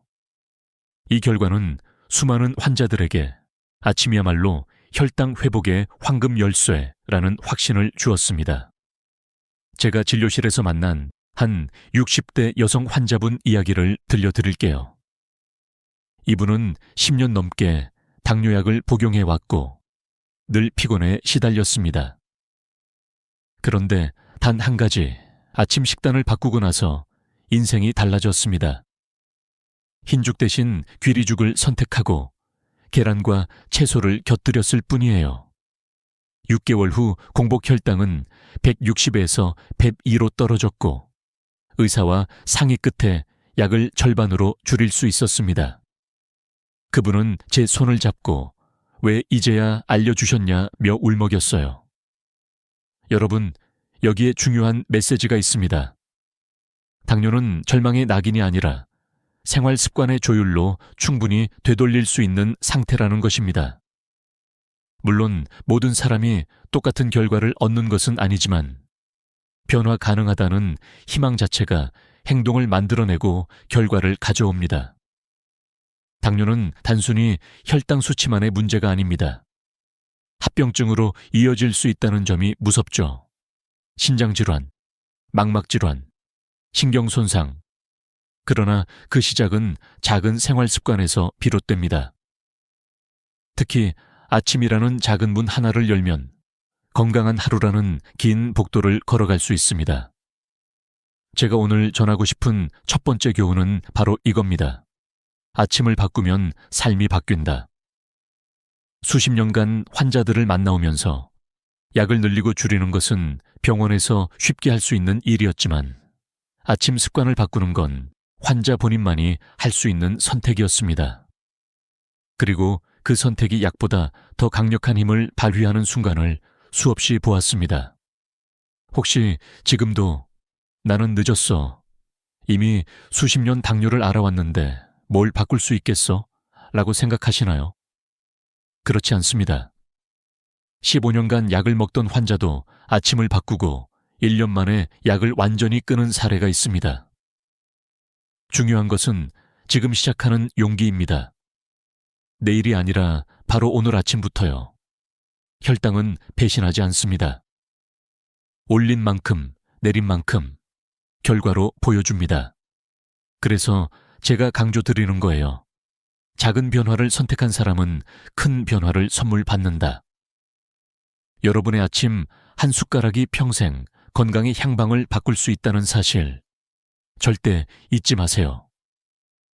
여기서 제가 드리고 싶은 작은 힌트 하나. 아침 식단을 바꾸려 할 때 처음부터 완벽할 필요가 없습니다. 흰밥의 절반만 현미로 바꿔도, 흰빵 대신 통밀빵 한 조각만 올려도, 시리얼 대신 요거트에 견과류와 계피를 곁들여도 변화는 시작됩니다. 중요한 건 지속성입니다. 하루 이틀이 아니라 3개월, 6개월 이어갔을 때 혈당 수치가 숫자로 답해 줄 거예요. 지금까지 말씀드린 것은 시작일 뿐입니다. 이제 저는 구체적으로 어떤 음식이 여러분의 혈당을 안정시키는 보물 같은 식재료인지, 그리고 그것을 어떻게 아침 식단에 넣어야 하는지 하나씩 풀어드릴 겁니다.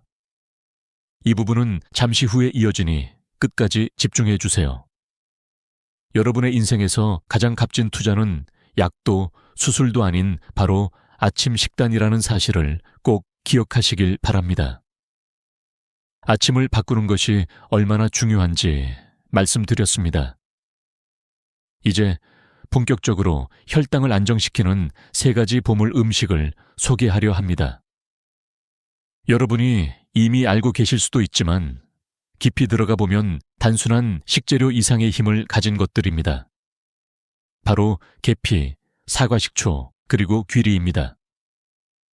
이 3가지는 오랜 역사 속에서 자연의 약재로 쓰여왔고 현대의학 연구에서도 그 효과가 점점 더 밝혀지고 있습니다. 저는 단순히 이름만 나열하지 않고 실제 환자들의 경험과 연구자료를 함께 엮어서 말씀드리겠습니다. 첫 번째는 계피입니다.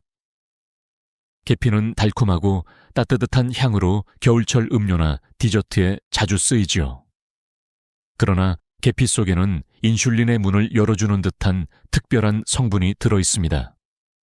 쉽게 말해, 세포가 포도당을 받아들이는 자물쇠가 있다면 계피는 열쇠 같은 역할을 하는 것입니다. 미국 농무부의 연구에 따르면 제2형 당뇨 환자에게 40일간 꾸준히 계피 가루를 섭취하게 했을 때 공복 혈당이 평균 18%에서 29%까지 낮아졌다고 보고되었습니다. 게다가 중성지방과 나쁜 콜레스테롤 수치도 함께 떨어졌습니다. 하지만 여기에는 반드시 짚고 넘어가야 할 부분이 있습니다. 계피에도 종류가 있다는 사실입니다. 흔히 접할 수 있는 카시아 계피에는 쿠마린이라는 성분이 많이 들어 있습니다. 이 성분은 신장과 간에 무리를 줄 수 있기 때문에 과량 섭취는 위험합니다. 반면 인도나 스리랑카에서 나는 실론 계피는 쿠마린 함량이 훨씬 낮아 비교적 안전합니다.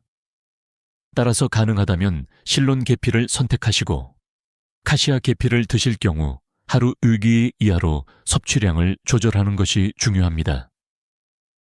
제가 직접 진료했던 한 환자분은 매일 아침 요거트에 계피 가루를 반 작은 술 정도 뿌려 드셨습니다.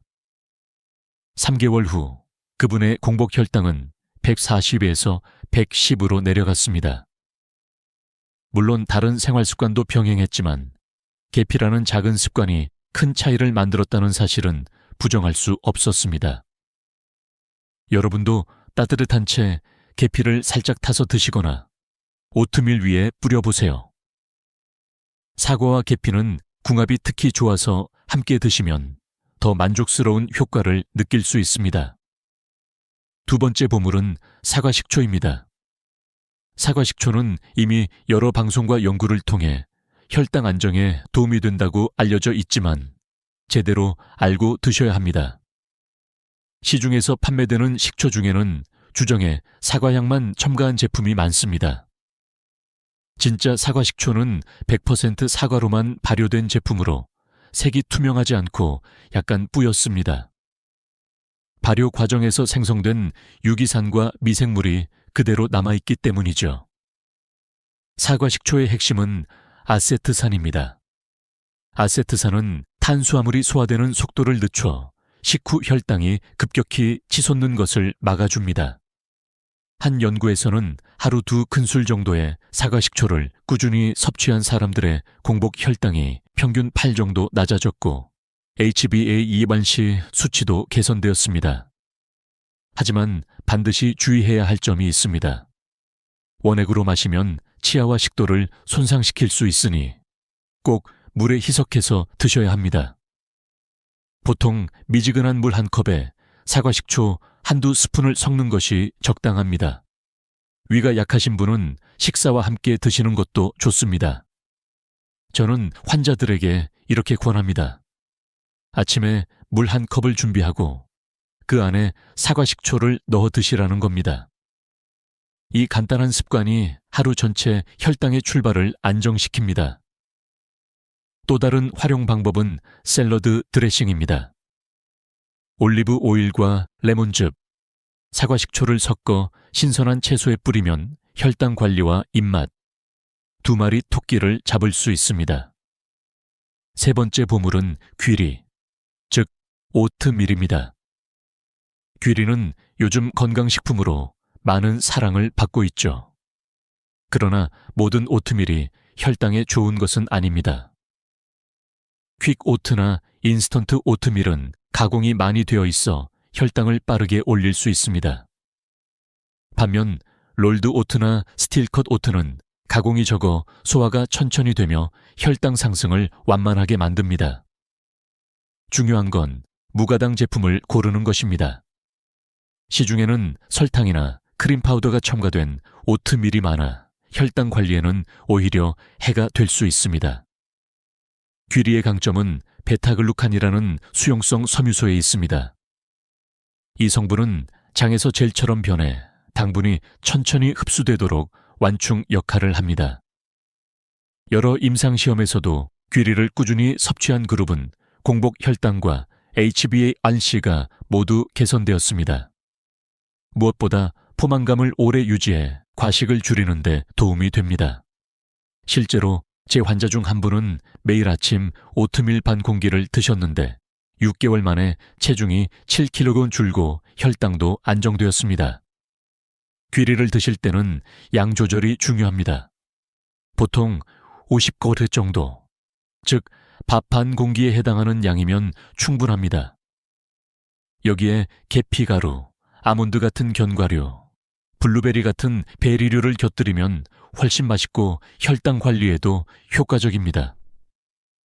바쁜 분들은 전날 밤 우유나 두유에 귀리를 불려두었다가 아침에 바로 드시는 오버나이트 오트를 추천드립니다. 여러분, 이 세 가지 보물 음식, 계피, 사과식초, 귀리, 는 값비싼 약이 아닙니다.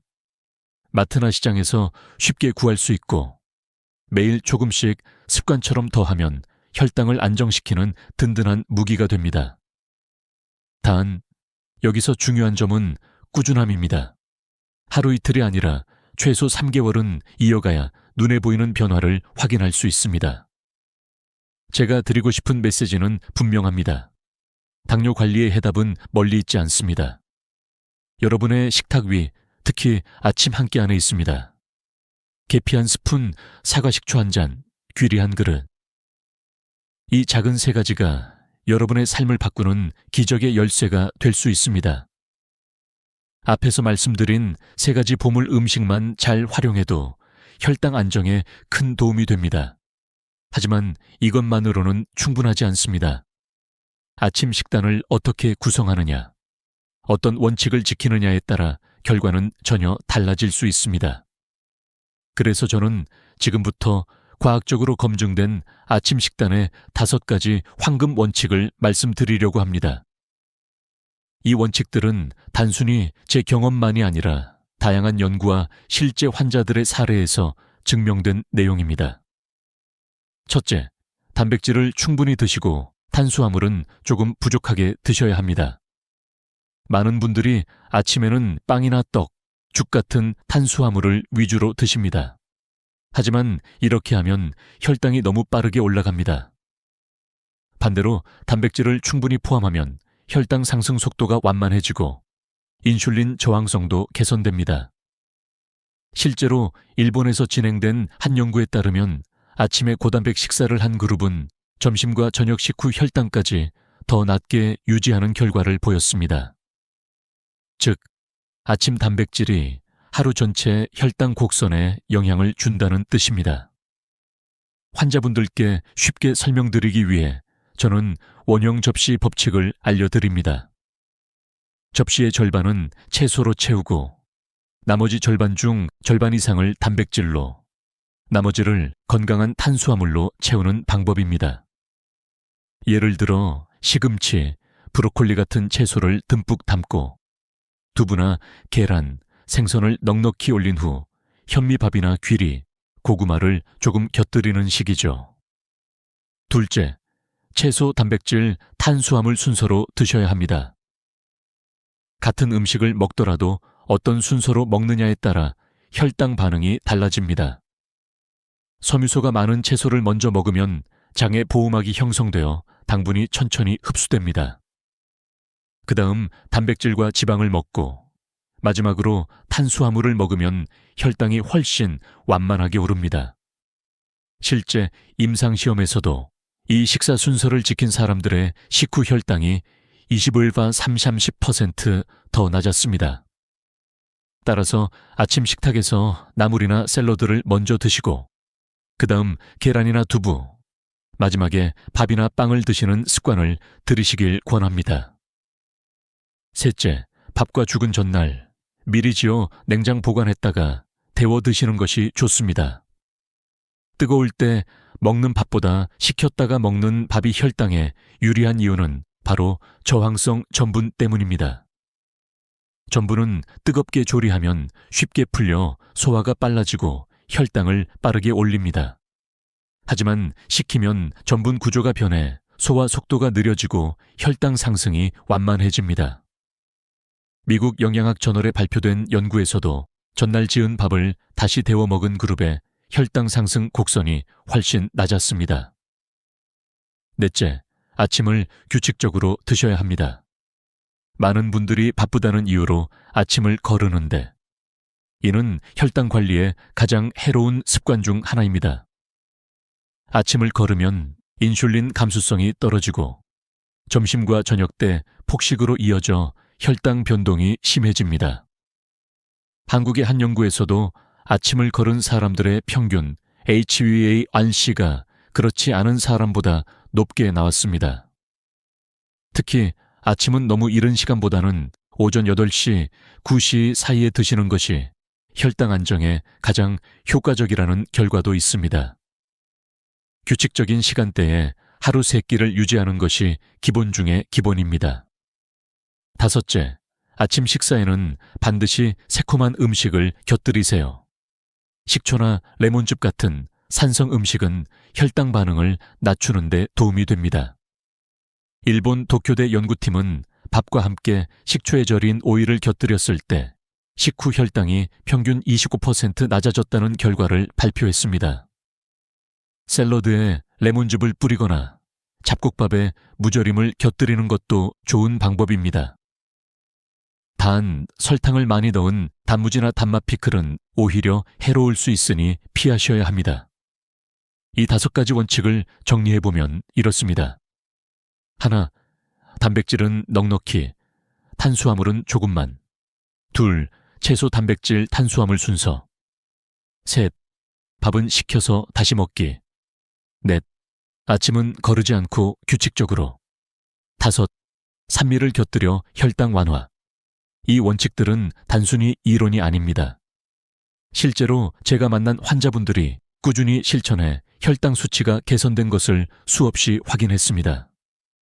예를 들어 70대 남성 환자분은 3개월 동안 이 5가지 원칙을 지킨 결과 HbA1c가 7.8에서 6.3으로 떨어졌습니다. 약을 줄이는 것이 가능했던 건 물론이고 체력도 좋아져서 등산 모임에 다시 나갈 수 있었습니다. 여러분, 혈당은 작은 선택의 결과입니다. 아침 식탁 위 한 숟가락의 차이가 하루를 만들고 하루가 모여 평생을 만듭니다. 이 5가지 황금 원칙을 기억하고 실천해보세요. 약이 아닌 생활 습관이야말로 가장 강력한 치료제라는 사실을 몸으로 느끼실 수 있을 겁니다. 이제 원칙만 아는 것에서 그치지 않고 실제로 어떻게 아침 식단을 구성할 수 있는지 구체적인 예시를 드리겠습니다. 많은 분들이 좋은 건 알겠는데 도대체 뭘 어떻게 먹어야 할지 모르겠다 라고 하십니다. 그래서 저는 오늘 누구나 따라하기 쉬운 3가지 아침 식단 모델을 준비했습니다. 이 식단들은 특별한 재료가 필요하지 않고 한국의 시장이나 마트에서 쉽게 구할 수 있는 식품들로 구성했습니다.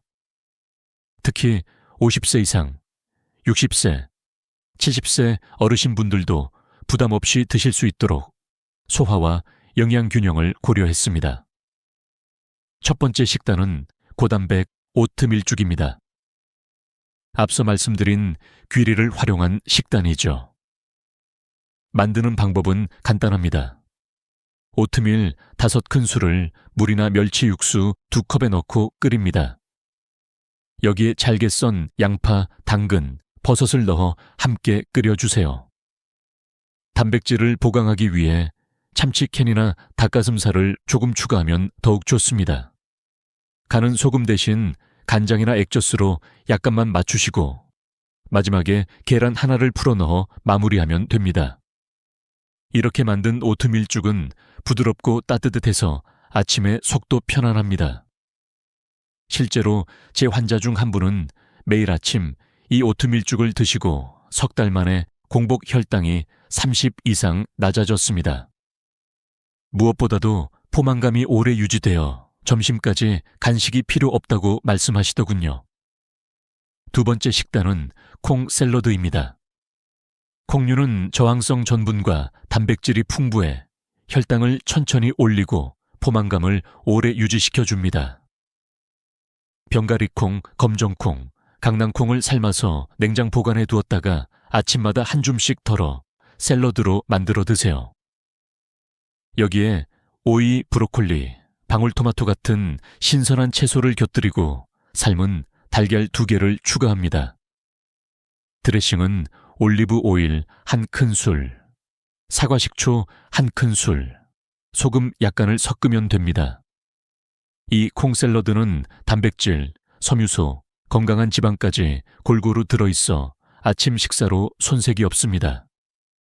실제 연구에서도 콩을 꾸준히 섭취한 그룹은 HbA1c가 유의미하게 낮아졌다는 결과가 보고되었습니다.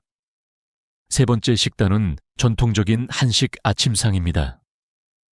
사실 우리 한식은 기본적으로 건강한 구조를 가지고 있습니다. 다만 2가지만 주의하면 됩니다. 첫째, 흰밥 대신 현미, 귀리 등을 섞은 잡곡밥을 드시는 것입니다.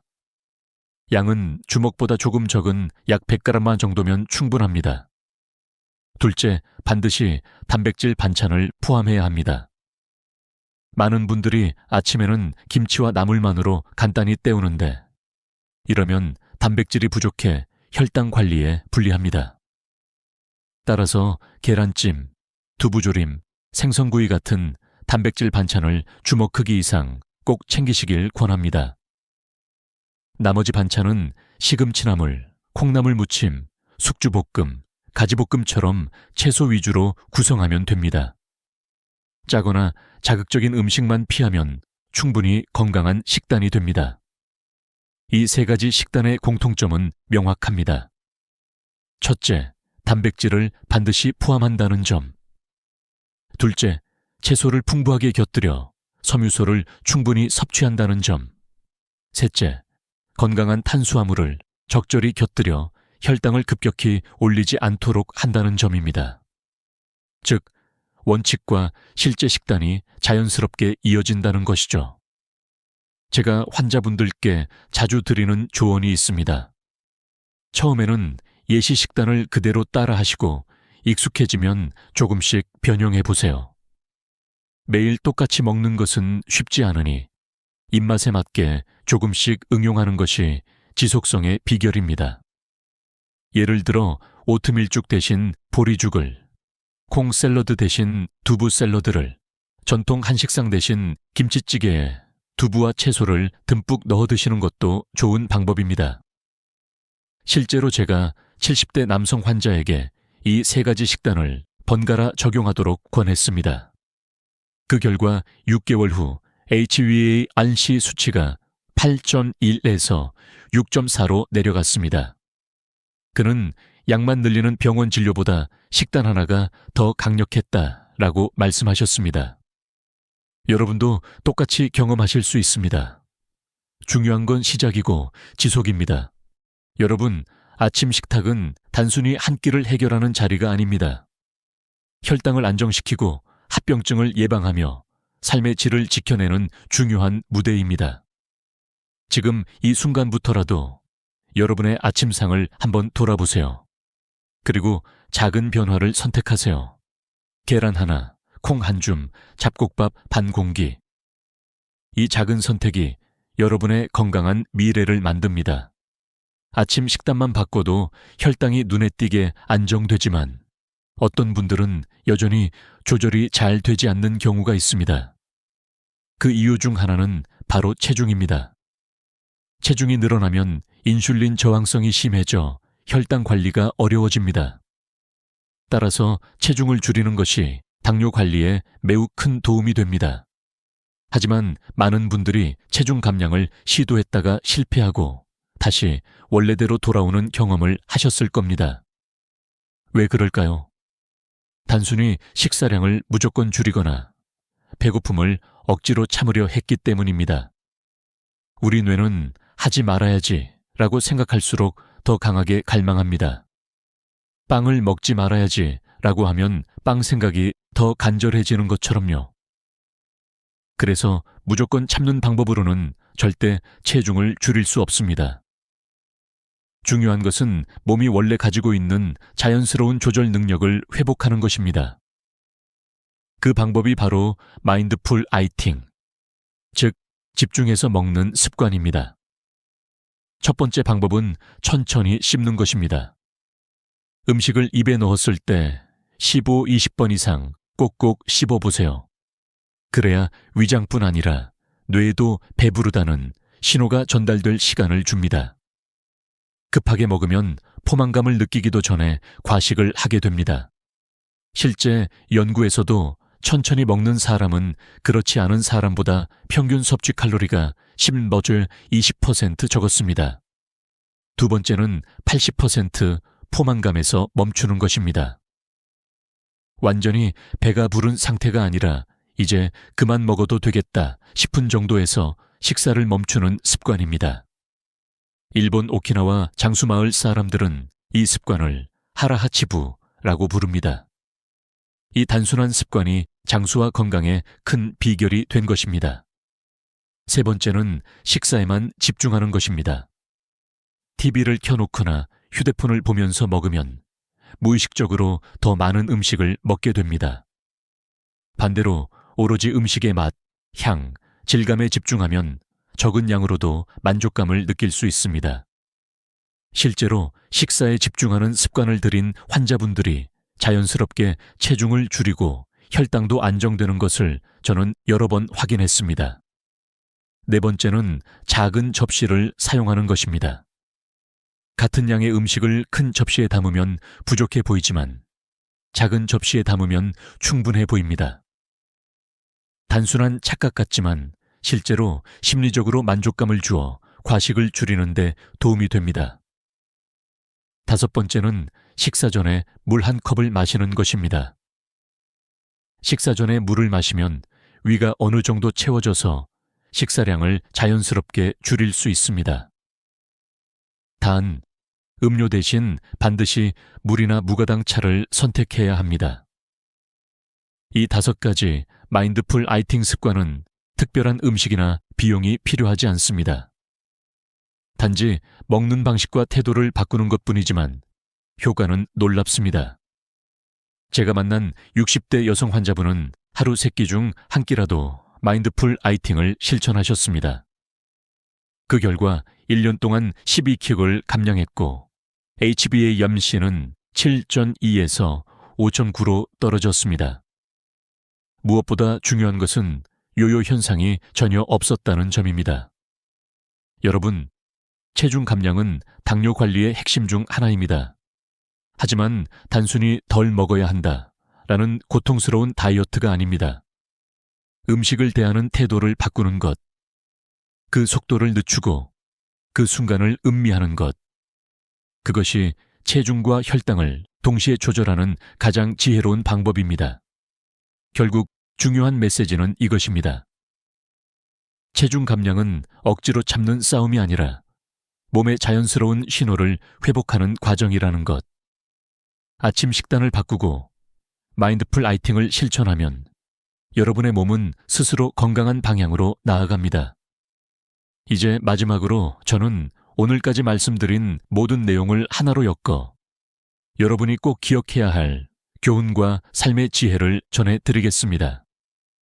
지금까지 우리는 아침 식단의 중요성, 3가지 보물 음식, 5가지 황금 원칙, 그리고 실제로 따라할 수 있는 아침 식단과 체중 감량 방법까지 하나하나 살펴보았습니다.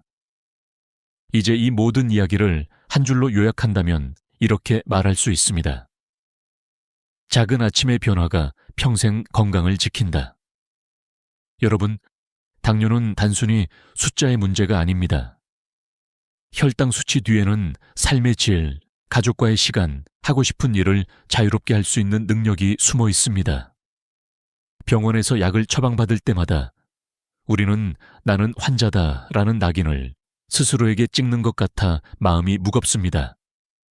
하지만 제가 수많은 환자들을 보며 깨달은 사실은 당뇨는 반드시 평생 짊어지고 가야 하는 짐이 아니라는 것입니다.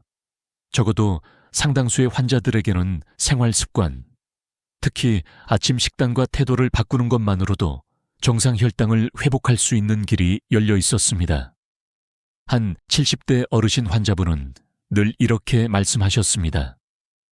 의사 선생님, 약은 내 삶을 묶어두는 사슬 같아요. 하지만 아침 식단은 내 삶을 풀어주는 열쇠 같아요. 그분은 실제로 아침만 바꿔도 약을 절반으로 줄였고 지금은 손주들과 산책도 하고 함께 여행도 다니며 삶을 즐기고 계십니다. 이 이야기는 특별한 사례가 아닙니다. 여러분도 충분히 경험할 수 있는 변화입니다. 이제 여러분께 마지막 교훈을 드리고 싶습니다. 건강은 누구도 대신 지켜줄 수 없습니다. 병원이 대신해 줄 수도, 약이 대신해 줄 수도 없습니다. 오직 여러분 자신이 지킬 수 있습니다. 그리고 그 출발점은 멀리 있지 않습니다. 매일 아침 여러분의 식탁 위에 있습니다. 계란 하나, 귀리 한 숟가락, 사과 식초 한 잔, 계피 반 작은 술. 이 작은 선택들이 쌓여서 수치가 바뀌고 몸이 바뀌고 결국 인생이 바뀝니다. 저는 오랫동안 환자들과 함께하며 깨달았습니다. 사람을 살리는 것은 거창한 수술이나 값비싼 약이 아니라 작은 습관의 힘이라는 것을요. 그 힘은 여러분이 스스로 선택할 수 있습니다. 오늘 아침부터, 지금 이 순간부터 시작할 수 있습니다. 여러분, 이 영상을 보신 지금 이 순간이 바로 기회입니다. 주저하지 마시고 댓글에 이렇게 적어보세요. 저는 오늘부터 혈당 관리를 시작합니다. 그 댓글 하나가 여러분에겐 꾸준히 실천하는 동기가 되고 다른 분들에겐 용기와 희망이 될 것입니다. 그리고 꼭 좋아요와 구독 버튼 눌러주세요. 여러분이 이 채널을 구독하는 순간 앞으로도 계속해서 삶에 도움이 되는 건강 정보와 지혜를 받으실 수 있습니다. 혹시 가족이나 친구 중에 당뇨로 고민하는 분이 계신가요? 이 영상을 공유해 주세요. 여러분이 전한 작은 영상 하나가 누군가의 인생을 바꿀 수도 있습니다. 건강은 선물입니다. 하지만 그 선물은 스스로 지킬 때 비로소 오래도록 간직할 수 있습니다. 여러분 모두가 아침의 작은 변화로 평생 건강한 삶을 누리시길 진심으로 기원합니다. 오늘도 끝까지 함께해 주셔서 감사합니다. 다음 영상에서도 여러분의 삶에 힘이 되는 이야기를 가득 담아 찾아뵙겠습니다. 구독과 알림 설정을 꼭 해두셔서 소중한 이야기를 놓치지 마시길 바랍니다. 여러분의 건강한 내일을 응원합니다.